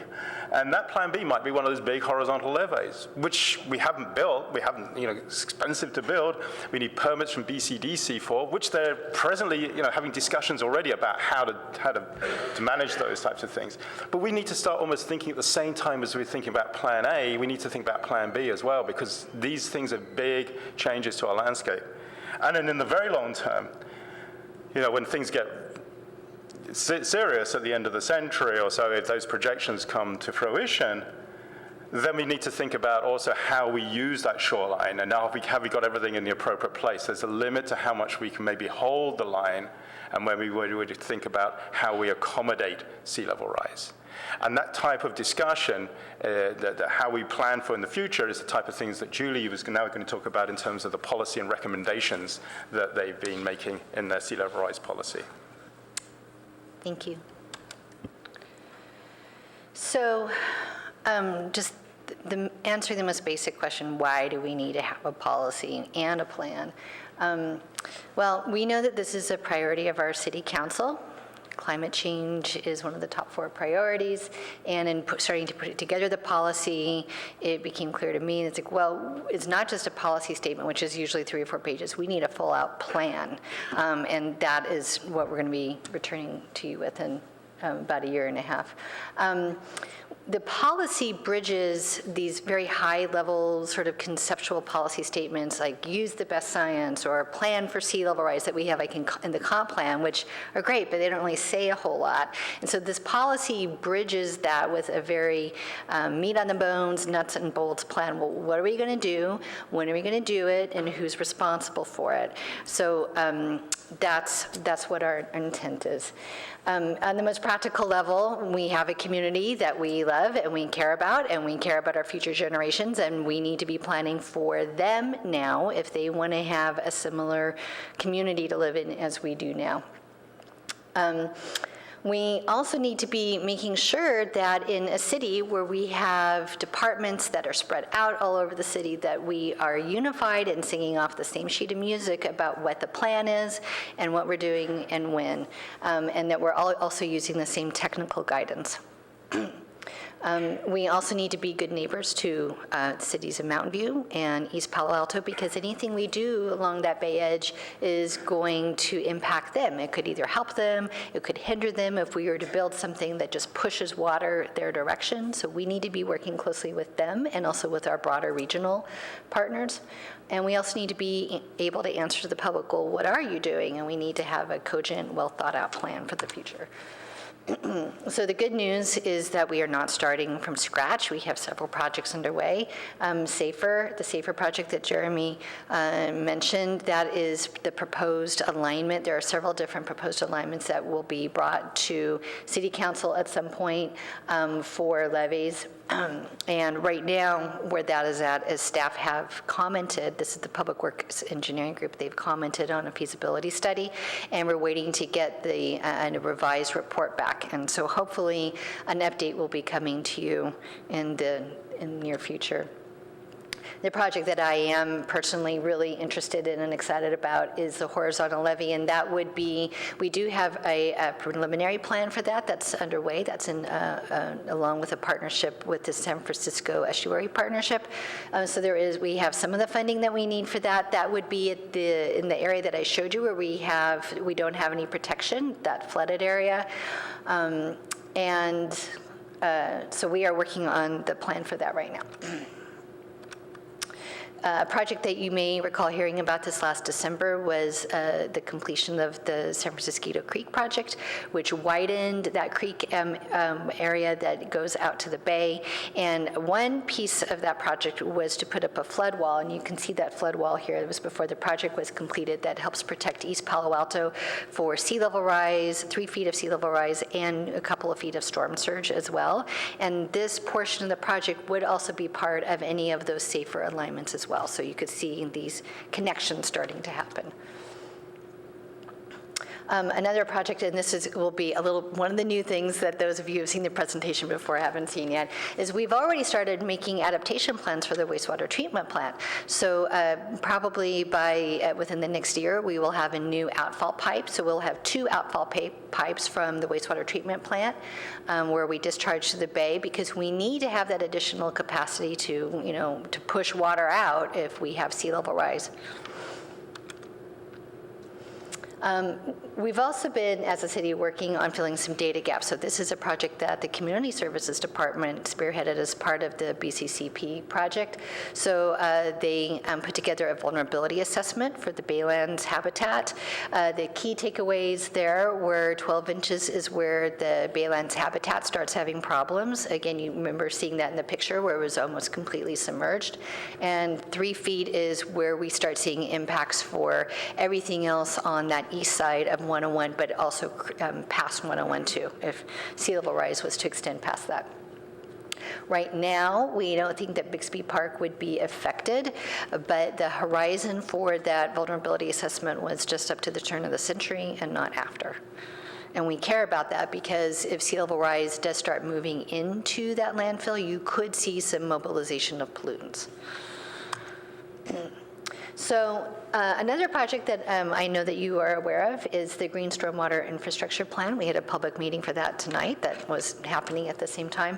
And the idea here is that we have water, these upstream water sources that are flowing downstream to where sea level rise would be happening too. So how do we reduce that that source of water. And I know that you're familiar with green stormwater infrastructure a little bit, so I won't go into that too much. So if we're doing all this, why again do we need to have a policy and plan? And the answer is because what we have is great, but we need to do more. It's not enough, especially when we know that globally greenhouse gas emissions are going up, oil use is going up. We are not going in the right direction. And when we have more greenhouse gas emissions, that equates to more sea level rise in the future. So we need to be doing more.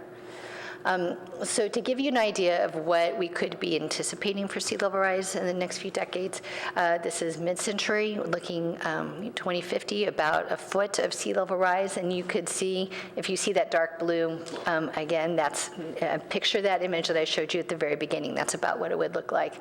Things get really interesting after the turn of the century if we were to do nothing. Of course, we are doing something, but this is what it could look like if we would not to take action. And there are other models that look more dramatic than that. Another area that we need to learn more about is the impacts of sea level rise on groundwater, because as that sea level rise, it pushes groundwater inland and up closer to the surface. It increases the salinity. It could also mobilize pollutants. It could cause problems for people who have basements or for the underground infrastructure at the wastewater treatment plant or at the MSC. So while there are some studies out there, we don't have really site-specific information for Palo Alto, and we will need to do a study to learn more about what that means for us. So what could sea level rise action plan, what could some components, what could that look like? There are a lot of things that we could be doing for a plan, but just some big bucket ideas here is filling those data gaps, looking at sea level rise and incorporating sea level rise and groundwater into our site and design and permitting process, and emergency planning, certainly including an economic analysis of critical assets to protect. That'll be one of the things that we need to get leadership guidance on. So for example, we know critical infrastructure like the wastewater treatment plant or fire stations are important, but we've also just invested millions of dollars in the golf course. And we have playing fields. So what do you all think about that? Or what are your priorities for us to be protecting? I think one of the most important ones under physical are CIP projects, these large projects like SAFER and the horizontal levee, adaptations for the plant. And part of a plan would include prioritizing those in terms of bang for buck, and also when we need to take action. When do we sequence those? When do we start trying to find funding for those? Along the baylands, it could also include looking at different plant palettes that we have out there that are more resilient to rising tides. And then, informational and outreach ones, providing maps for people who are looking to do construction projects in their area. And then, of course, public outreach and engagement. There's a lot of things that we could do there to educate people about what to anticipate for the future. So in putting together our policy, which is no longer a draft, it is now adopted, we did reference all of the places where we've made commitments in city documents. We looked at the best literature out there about what we should be including. We used our own personal experience, and then we had it reviewed by a lot of experts. So academics at UC Berkeley, Jeremy at San Francisco Estuary Institute and his colleagues. We shared it with cities and counties on either side of our border, of course staff, and then we had a public meeting that was well attended in late February. So the policy says we need a plan for rising tides. We need to keep focusing on greenhouse gas reductions. We need to be leading by example and not waiting for anyone else to come in and to save us. And we need to be relying on the Ocean Protection Council guidance, which is considered the best standard science on what we should be anticipating for rising tides. I think instead of reading this whole list, really the procedures really are two things. We need to do a vulnerability assessment, which leverages the work that was already done by CSD to inform and tell us more about what can we be doing to protecting our built assets. And so after we have the vulnerability assessment, then put together the plan that includes some of the components that I've shared with you. So next steps are to, we need to wait to confirm that we have budget, that our budget has been approved so that we can send out an RFP, so we could do a vulnerability assessment. So that should be coming up soon.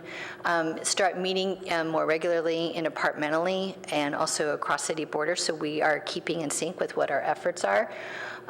We received some feedback from our public meeting that we should put together a sea level rise task force, and so we are looking into doing that.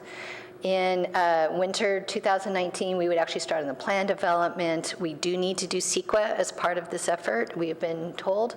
And then we would return to both PRC and then also council with a proposed plan at the end of 2020. So with that, that is our overview, and we would love to hear input you have about our future planning efforts. Thank you very much for that, both of you. I'll start with Commissioner Lemaire, as long as he's not sneezing down there. Commissioner McCauley. Thanks very much for the presentation. It's definitely sobering. I don't have any questions. Thanks. Okay. Yeah, I just want to curl up in a fetal position. We talked about putting higher levees in. The water moves dirt, it erodes dirt, but also mud accumulates down to the bay. So if we put this higher levee down by the bay, what would happen long term? Would it be build up, would mud build up and there would be a marsh there, or would it just be a drop off and there'd be no marshy area? Well, in this area, we tend to have a marsh in front of our levees. And what would happen is you build a higher levee and it stays in one place, but you're drawing a line in the sand sort of thing. And the marsh naturally would tend to build up. That's what they've been doing, but they also tend to move landward, or they transgress.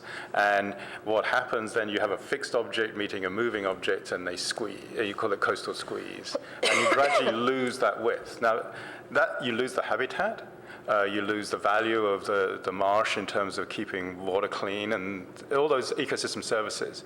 And one of those ecosystem services also is reduction of waves action and protection to the levee itself at the lower water levels.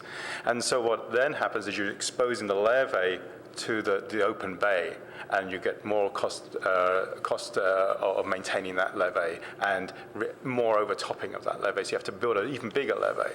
So having a levee, it's great to have a marsh in front of it. So protecting the marsh is not just for the habitat benefits. The marsh is there. We would like to maintain those marshes as part of a hybrid shoreline of natural and man-made features, which protect us. And that's what we're starting to realize is we've had that all along in the last 150 years. We're now starting to value it, that value of the protection of the marshes, and that's what we're trying to maintain and build upon. So, because we're talking about, 6 feet of water.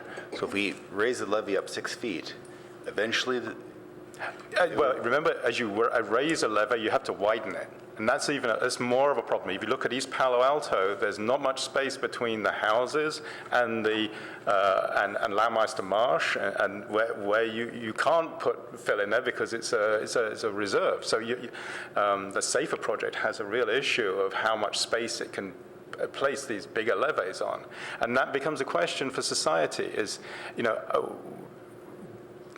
we need more space at that end. What do we do? We've developed right up to the edge. We value the marshes on the other side. We're squeezed in between. So some of these discussions we can keep raising, but there's a limit to how much we can do. The other point is that even though you're raising the levee, the ground behind it is still at the same elevation. And the damages caused by a flood are dependent upon the amount of water, the depth of water you have. That's the general way you calculate it. So all levees, the rule of thumb is that all levees are going to get over top. There's always a bigger flood. And something's going to happen. And if we keep building the levees higher, when we do eventually have a flood, then the consequences are much more catastrophic. So in terms of a risk approach, we should be thinking about in the longer term, are we putting people at risk and assets at risk that we could do else by moving? Of course, moving in the Bay Area is problematical in terms of where you would move to, but these are things we're going to have to grapple with. feel I just want to add something to the idea about the levee, is that SAFER is being built, or the design would allow us to add to it in the future. We wouldn't be. SAFER is that horizontal levee that? No, SAFER is the proposed levee alignments that could go all around the base. So not the horizontal levee itself, that would be sort of inserted into that alignment. Does that make sense? Yeah. But we are not going to be building a 20-foot levee immediately. So what could happen is that levee design could be built upon in the future, and that's part of the adaptive management. Is we don't need to do everything now all at once. We can stage it over time and add to it over time. But there are limits to that, as Jeremy was saying. But that we should remember that too.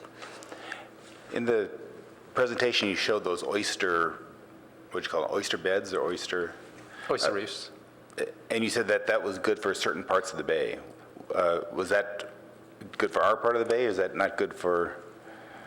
Well, as the discussion earlier on about with the trees, about the climate adaptive trees, parts of the bay are going to become better for some species and not for others. So we do around the bay, we have different types of habitat. We have marshes in the North Bay and in the South Bay, but in the Central Bay, we tend to have more rocky shores. We used to have a lot of beaches there, which we don't see because we build on top of them. And we also released a lot of mud from the Sierras, and they coated them. But those are ideas. Beaches, marshes, oyster reefs were prevalent a few thousand years ago. Again, they've changed. They were farmed out. So those are opportunities. What we would like to see are those opportunities being used as part of a big restoration of the bay, putting things in the appropriate places, not just choosing out a list, this is what I want, and I want 3 of those and 2 of those, but this is what's appropriate and in the right combination. You have to have if you're going to have a marsh, you need a mud flat, and you need some upland behind it. So you can't just take the mud flat and the upland and not have the marsh in the middle. So thinking about this as what we have been doing for the last 40 years was restoring it very carefully and thinking about this big landscape. Well, we want to continue doing that, but also reap the benefits of sea level rise and for protecting us as well.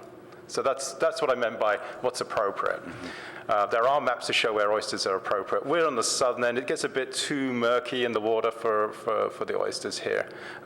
But there are other options that might be appropriate here. There are certainly places that were areas, and it's certainly something to consider.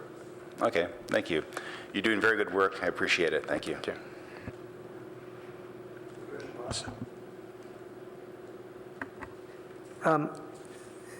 I think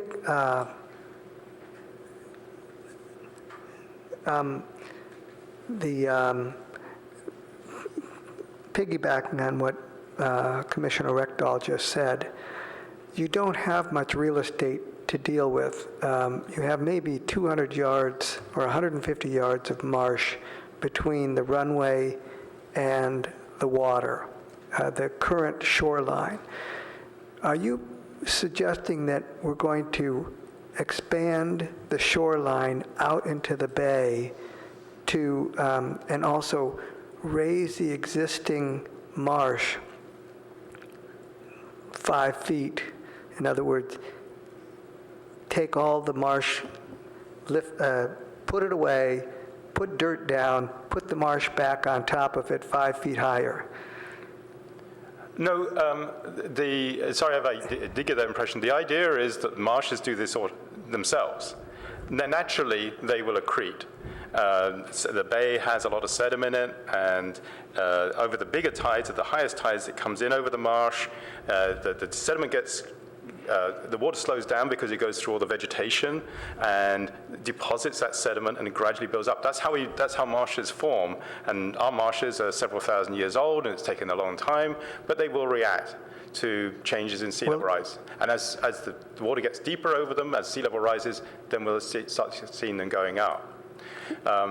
What we're hoping is that we can continue to use the marshes as we have done to provide protection for the levees and for the airfield. So 250 feet, so that you'll find that all marshes erode, and then sometimes they build up. They will do that naturally. We can't push, I don't think anywhere in the bay we've actually pushed a marsh out or tried to build a marsh further out than it was historically. It's very difficult to do because as you go into deeper water, it's very difficult to establish a marsh. You don't have a mud flat. So you don't want to do that. What you want to do is to maintain the marshes that we have and allow them, provide them with sediment to grow up, allow them to, those natural processes to occur. At the landward end, when we're talking about placing that longer slope, we would, as we're doing at the yacht basin, we're doing that on an area which is behind the marsh, and it's in an upland area. So we're trying not to, we don't want to, spoil the marsh while we're trying to protect it. So we're trying to accommodate that space. But as you say, there's not much space. Nature needs space to do the job of a concrete wall would stop things immediately. A marsh takes a bit longer. It doesn't take a whole lot. It takes about 50 feet or so to do most of its job. So we have some space, but valuing and maintaining those marshes is important as building these bigger levees and as maintaining the protection behind. Okay, because I didn't realize that the marsh could grow as fast as it needs to overcome the accelerated sea level rise that was never in nature before. So there's one caveat.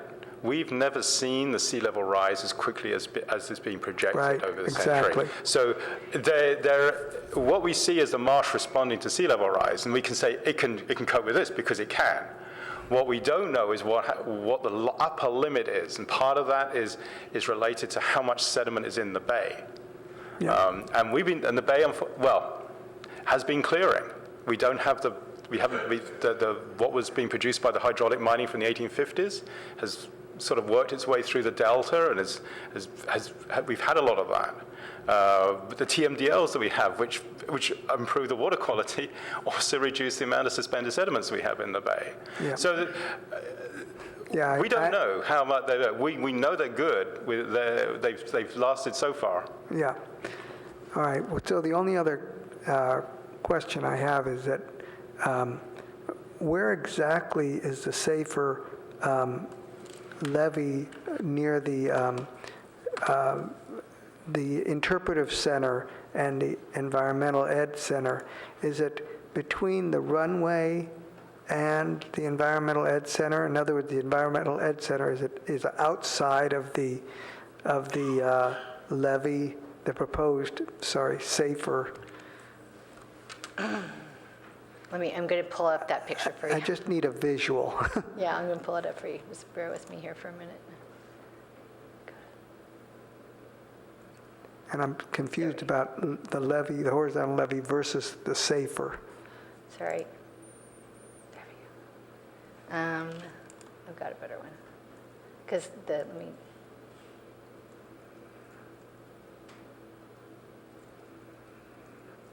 Okay, there we go. Okay. So each of these colors represents a potentially different alignment that is being considered. And so then your question was, tell me again your question again, since I was looking for the slide. So the orange or red line, that's just outside of the runway. And so therefore, we would probably,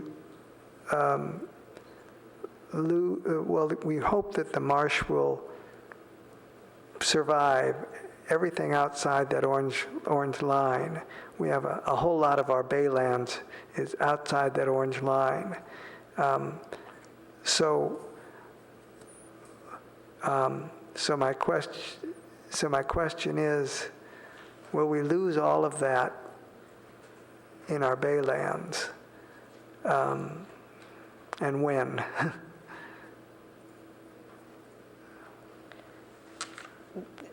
You're saying when are we going to lose that? Yeah. I'm not sure the height at that level, but I would anticipate mid-century you would start seeing, is that? So there has been modeling of the marsh surface all around the bay. It depends upon how high the marsh is at the moment. Some marshes are higher than others. Some are more mature than others. And also the amount of sediment that's around in the bay. The South Bay has a lot more sediment in the water than in the North Bay. It depends on the salinity, because different types of plants like different types of salinity, and they trap sediment better. But down here, by by up to about 2080, 2090, we should have marshes that are okay. After that, if those curves continue to accelerate, and if the bay continues to clear, that's when it starts becoming problematical.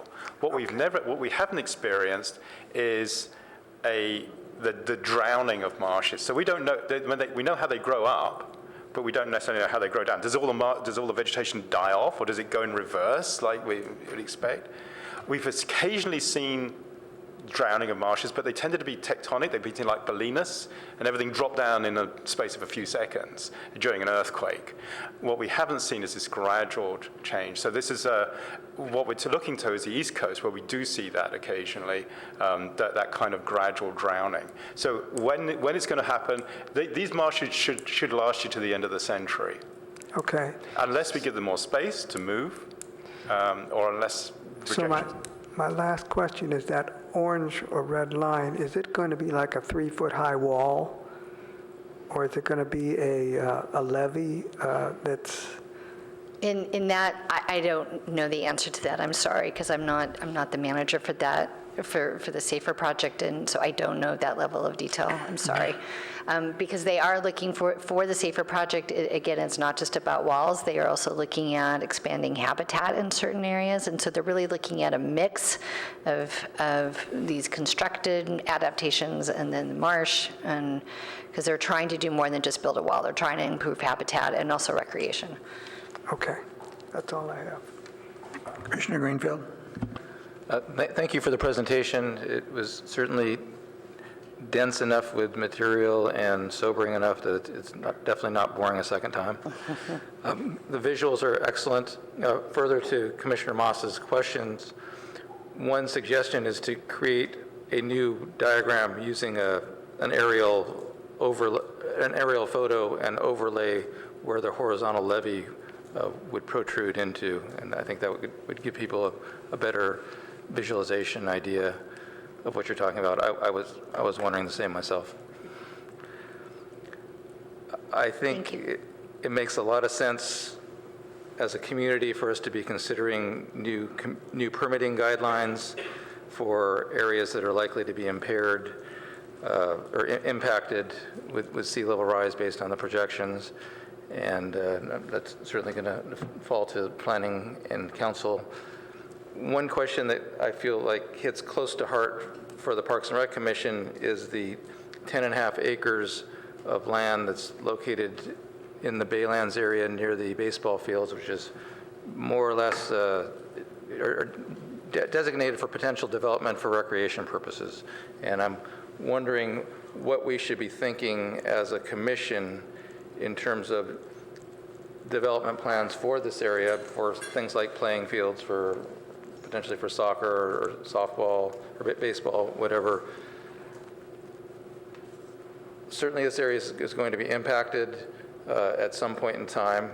The impacts on a field aren't as severe as for buildings, but can you give us some guidance on what we should be thinking near term as we consider development of this area near term? Well, I think certainly when we are putting together our plan for that, it's good for us to know that that is a concern, so we can be listing that as something that we need to be addressing when we bring that back to you in terms of recommendations. And it may be that we could still use that area in the short to medium term, and then also be keeping on our radar for the longer term horizon.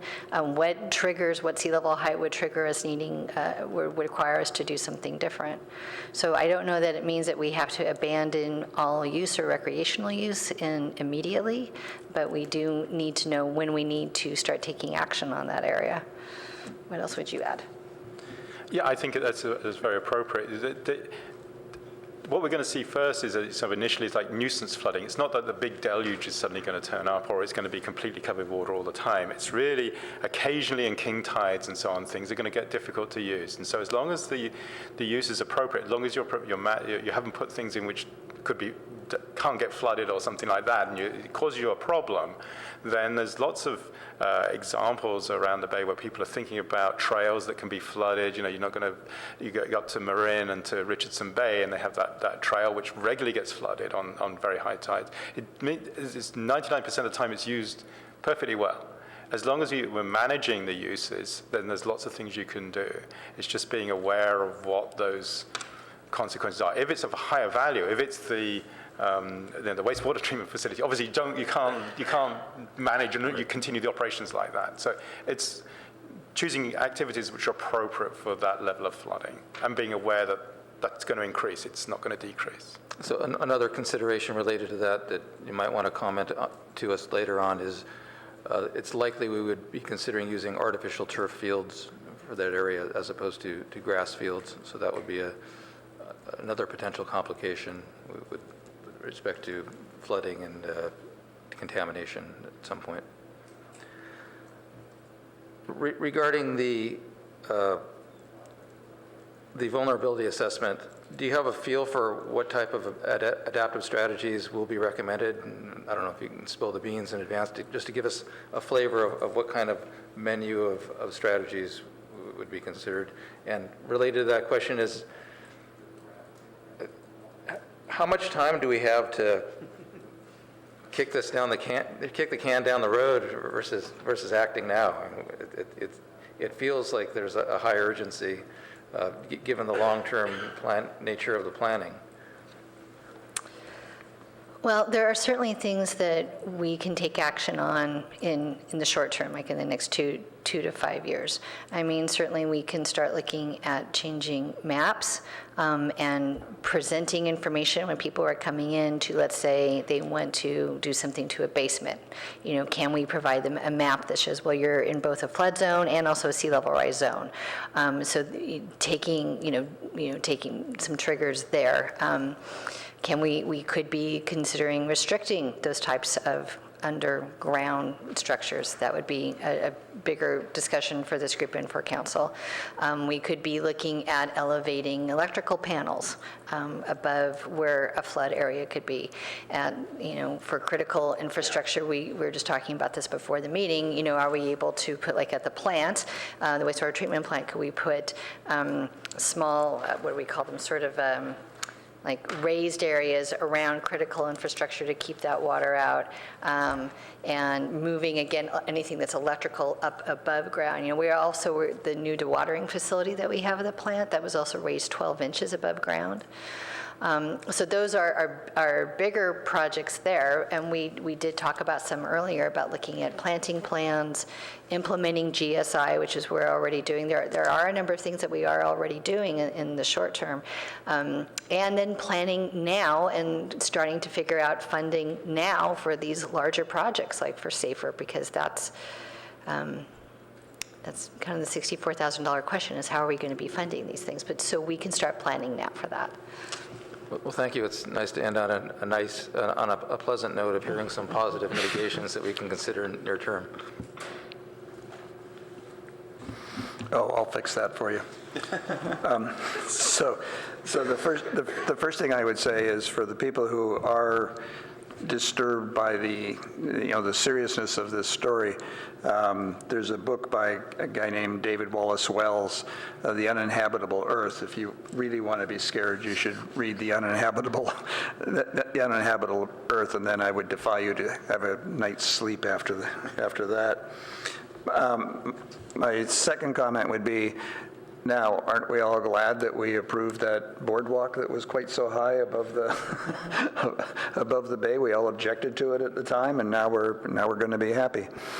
My third comment is totally different, I think, than what we've talked about, and it's a very real concern of mine. I'm not sure anybody else, and I may be speaking more to maybe Kristen and Councilmember Cormack.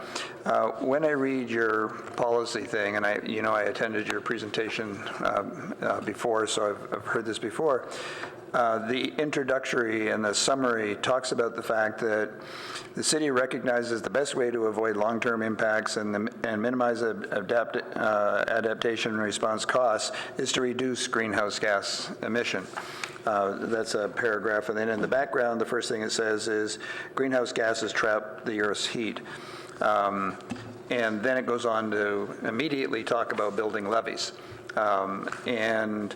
I'm struck by the fact that as you talked, you started to use terms that like adaptive and appropriate, which sounded like an echo from the previous urban forest presentation we had, where we started to hear the words adaptive and appropriate. And what I'm concerned about for the city is that there are different competing interests relative to climate change, relative to greenhouse gas and the things that we should do. And we heard Walter talk about collaboration between all the departments, and you're talking about collaboration between all the departments, and pretty soon we've got more activity going on to collaborate or whatnot, and that might be hard. And I'm used to an environment where you talk about having a framework, and in the framework you plug things into the slots in the framework. And I worry that the city needs a framework, and even when you say that, well, you had SCAP or whatever, I'm not sure that even SCAP was construed in a framework, nor was the comprehensive plan relative to all of this. And even a commissioner body that all these different pieces need to come to, so that we really are doing it together. For example, I know the San Francisco Estuary has a paper that talks about that one of the things you could be doing is uplands planting trees as a way of dealing with the fact that you have sea level rise. Gee, that sounds like something we just heard. And so maybe I'm just ranting and I'll stop, but that's my concern, is that we look at all this together and don't decide to spend a lot of money on levees because you guys are better salesmen than Walter was, and we don't spend the money on trees. Or Walter's a better salesman and he gets a lot more trees and you don't get your levees or something. I don't know how we bring all that together. Maybe the city is doing that, but not in a way that's visible, I think, to us in general, or certainly me in particular. And I'll stop at that and give Commissioner Cormack an opportunity to comment. May I comment? Please. So one thought I've had when we put together this plan is to approach it after we have a vulnerability assessment and we have a menu of options, just so, because we're all learning, well, what do we do? Because that's one of the main questions I'm hearing from you all night. Well, what do we do? Well, we're all trying to figure that out, and agencies all around the Bay are trying to figure that out, and we're all learning. So once we get a menu of ideas together, I'm thinking we could be approaching sea level rise adaptation plans similar to what we've done with the SCAP, the Sustainability Climate Action Plan, where, it's not, the three of us just drafting a plan in a silo separate from the urban forest group, for example, but we are working with those groups so that they are also drafting that plan themselves, so that it's naturally going to be integrated with their plans too. Does that make sense? It does, and I think I like the word integrated better, and I like the word collaboration, and maybe that's picky, but I appreciate the fact that you said integrated. I think relative to the challenge that we have as a set of integrated plans that is optimized, and how you optimize, and the question I asked Walter was the whole question of benefits and whatnot. how do you measure and legitimately compare those benefits is obviously a question. But I think if there's a move, a plan to integrate, then I'm thinking we're moving in the right direction. And I would go so far as to say I don't think collaboration is enough. I think it has to be integration. So thank you for that. I think that's a really good point. Commissioner Cormack. Thank you, Chair McDougall, and Ms. Weiss and Mr. Lowe. Third time, still the charm. I've learned a little bit more. I think will be better myself at telling the story in the future for having gone through the process a few times. I do want to echo, I think, Commissioner Greenfeld's comments about the visuals, and I think there are two that are particularly effective. The extreme water level slide build, right, over time as you start is excellent, and then the adaptation pathways slide build is also, that's the one I think I found the most comfort from, laying it out and seeing like, okay, there's a path. If we start here, we'll be at least in a better position for the next part. One thing we haven't talked about tonight, but we did talk about last week and was in the council's work is the concept of a usual life of, expected life of an asset as we look forward, and so that would be one, component to consider when you're looking at the Baylands Athletic, the 10 acres, whatever the non-committal phrase of it is. That was one thing that made me more comfortable as we looked at the slide that had all of the different things that the city currently and in the future will have in this area that will be affected, yeah, not really a verb.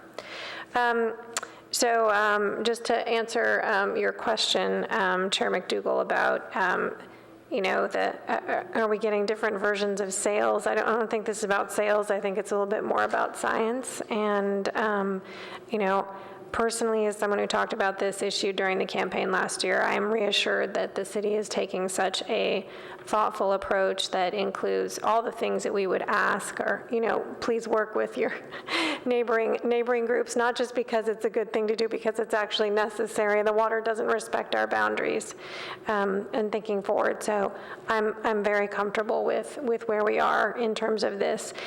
Separate issue, and I am glad you brought up the first part about the greenhouse gases. Is the SCAP plus the SIP enough for us to address, frankly, the crisis that is global climate change? Maybe not.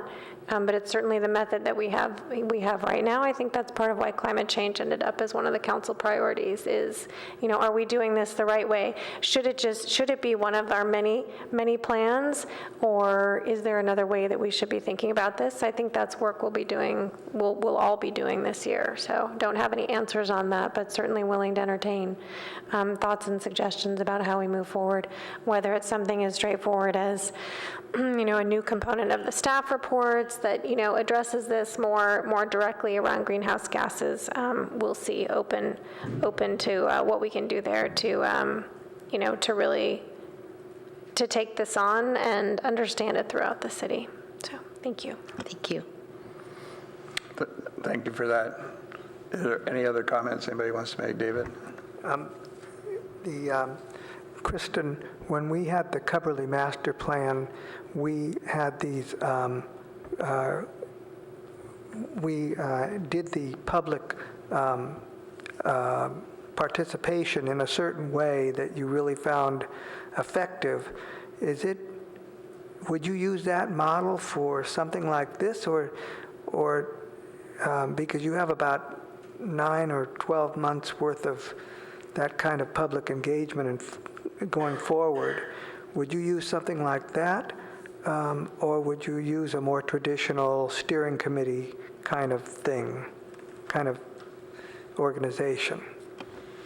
Well, I think it depends what the goal would be. If the goal is to have the community sitting down at a table trying to either solve a problem or design something or generate ideas off one another, then yes. But if it's more of a providing information to the community, then maybe not. So, I don't like to use the answer, it depends, but I think in this case it does, depending on what the goal would be with the community engagement. I think for the community engagement piece of it, because we have discussed having a sea level rise task force, the goal of that task force would be to help inform both the process for plan development and then the components for the plan development. And then likely the staging for that, because, it will be obviously something that we're going to be doing for decades into the future. So that would be the goal, the two purposes I see of a task force. Was giving us feedback on both Okay, the plan so- development and the process for it. Yeah, it doesn't seem like it's the same model as the Cubberley Master Plan, where we have many, many stakeholders, and they all have different things that they're looking for. You have one goal, and it's a very technical goal, and so it seems more like you would get a task force of technical people to help you, and department heads, department representatives, things like that.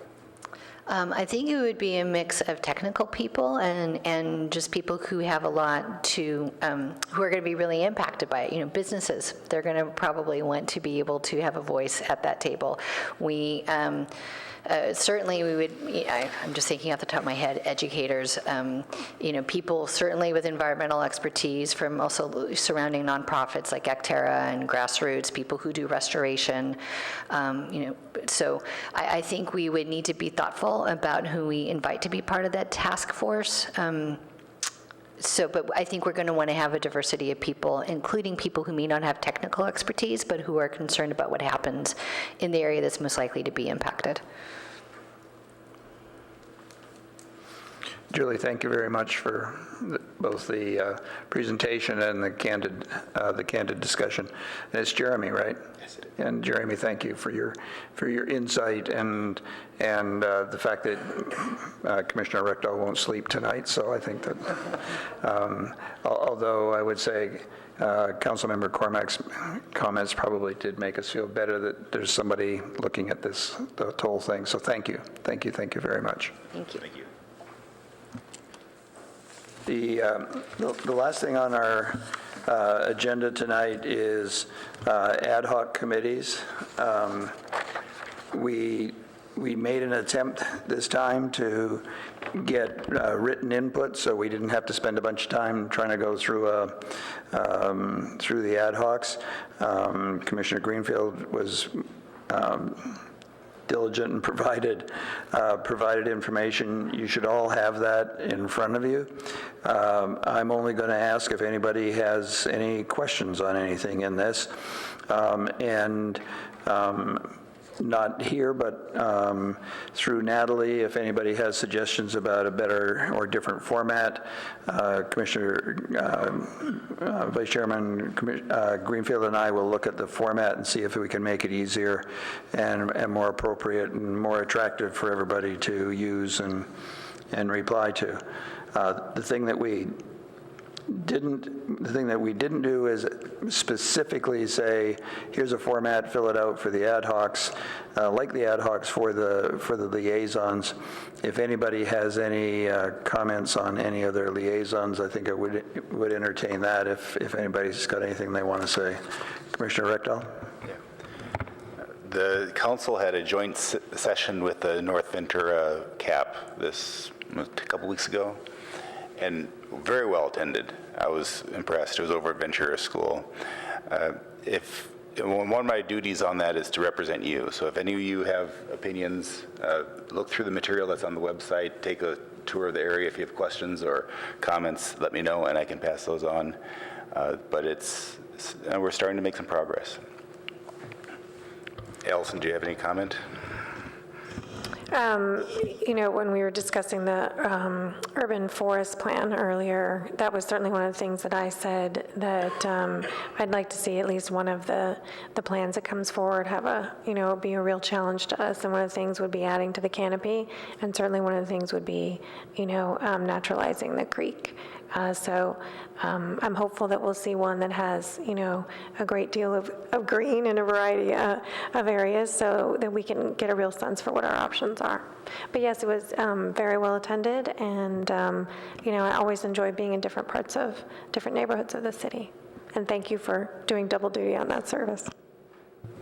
Councilmember Cormack made a very good suggestion at the meeting, is that she wanted multiple options, but she also wanted some of the options to really stretch themselves, because it's really easy to put out 3 vanilla options and really push the options and really see, can you find something that you're kind of uncomfortable with, and maybe it'll bring up some ideas that are good. So that was good progress. Any other liaison comments or any other questions on the topics? Commissioner Greenfield?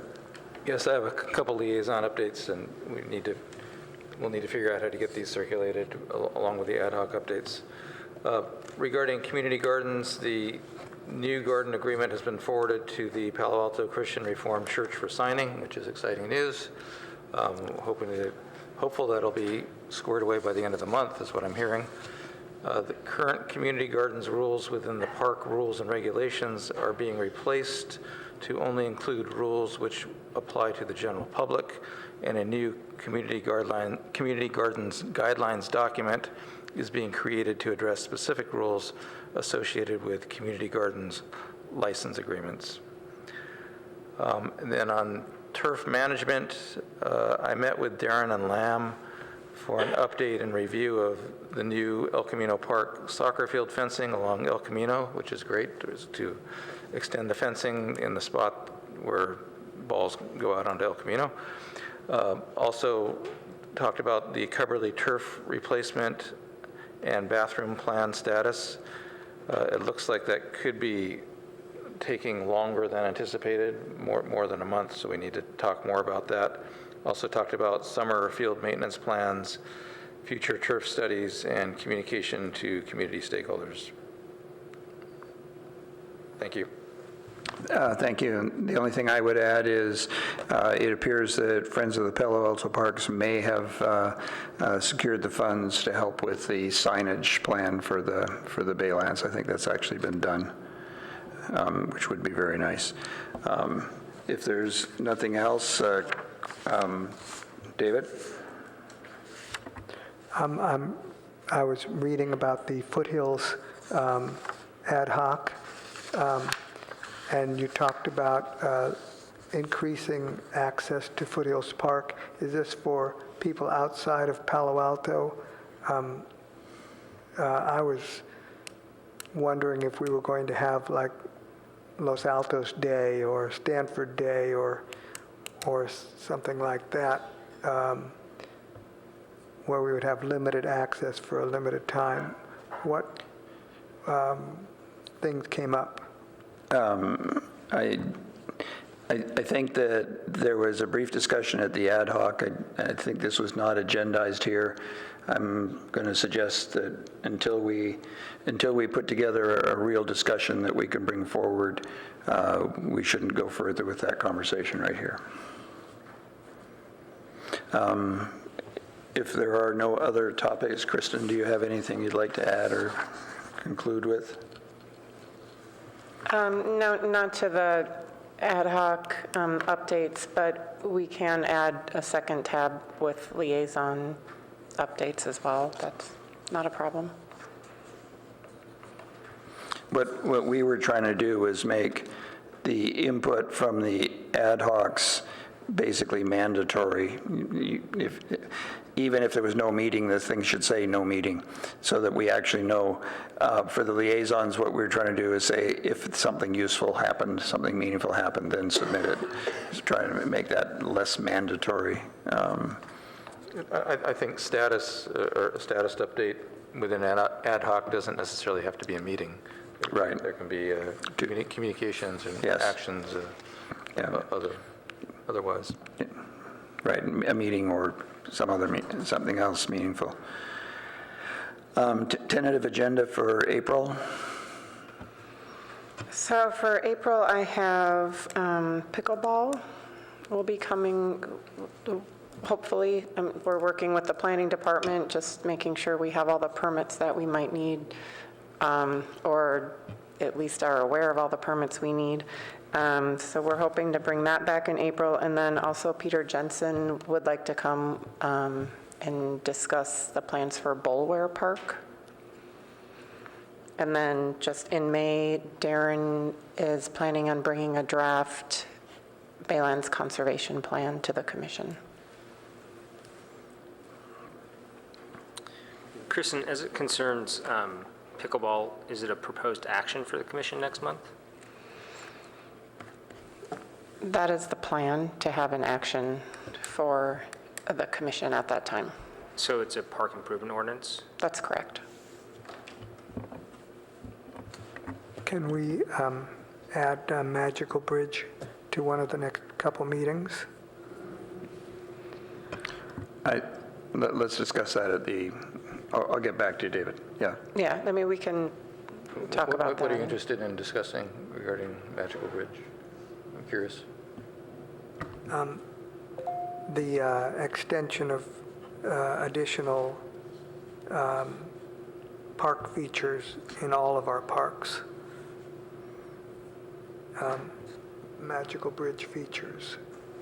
Do we have a liaison with the Magical Bridge? Let's talk about that. Maybe what we need to do is see if we can create a liaison and then first have the liaison come and talk. We'll talk about that. Right, it might actually be, if we're talking about plans for the city parks and how, as we update those, that might be better for Public Works to address. Yep, I think Peter Jensen has addressed that before. I'm sure he can address it again when he's next with us. I just wanted to suggest for next month's agenda that we spend some time talking about preparing for our joint session with council. I think that's a great idea. I think that's a great idea. Thank you.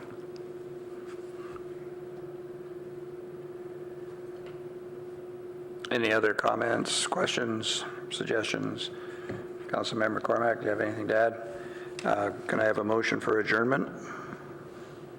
I so move. Second? I second. All in favor? Aye. Aye. Thank you. Thank you very much.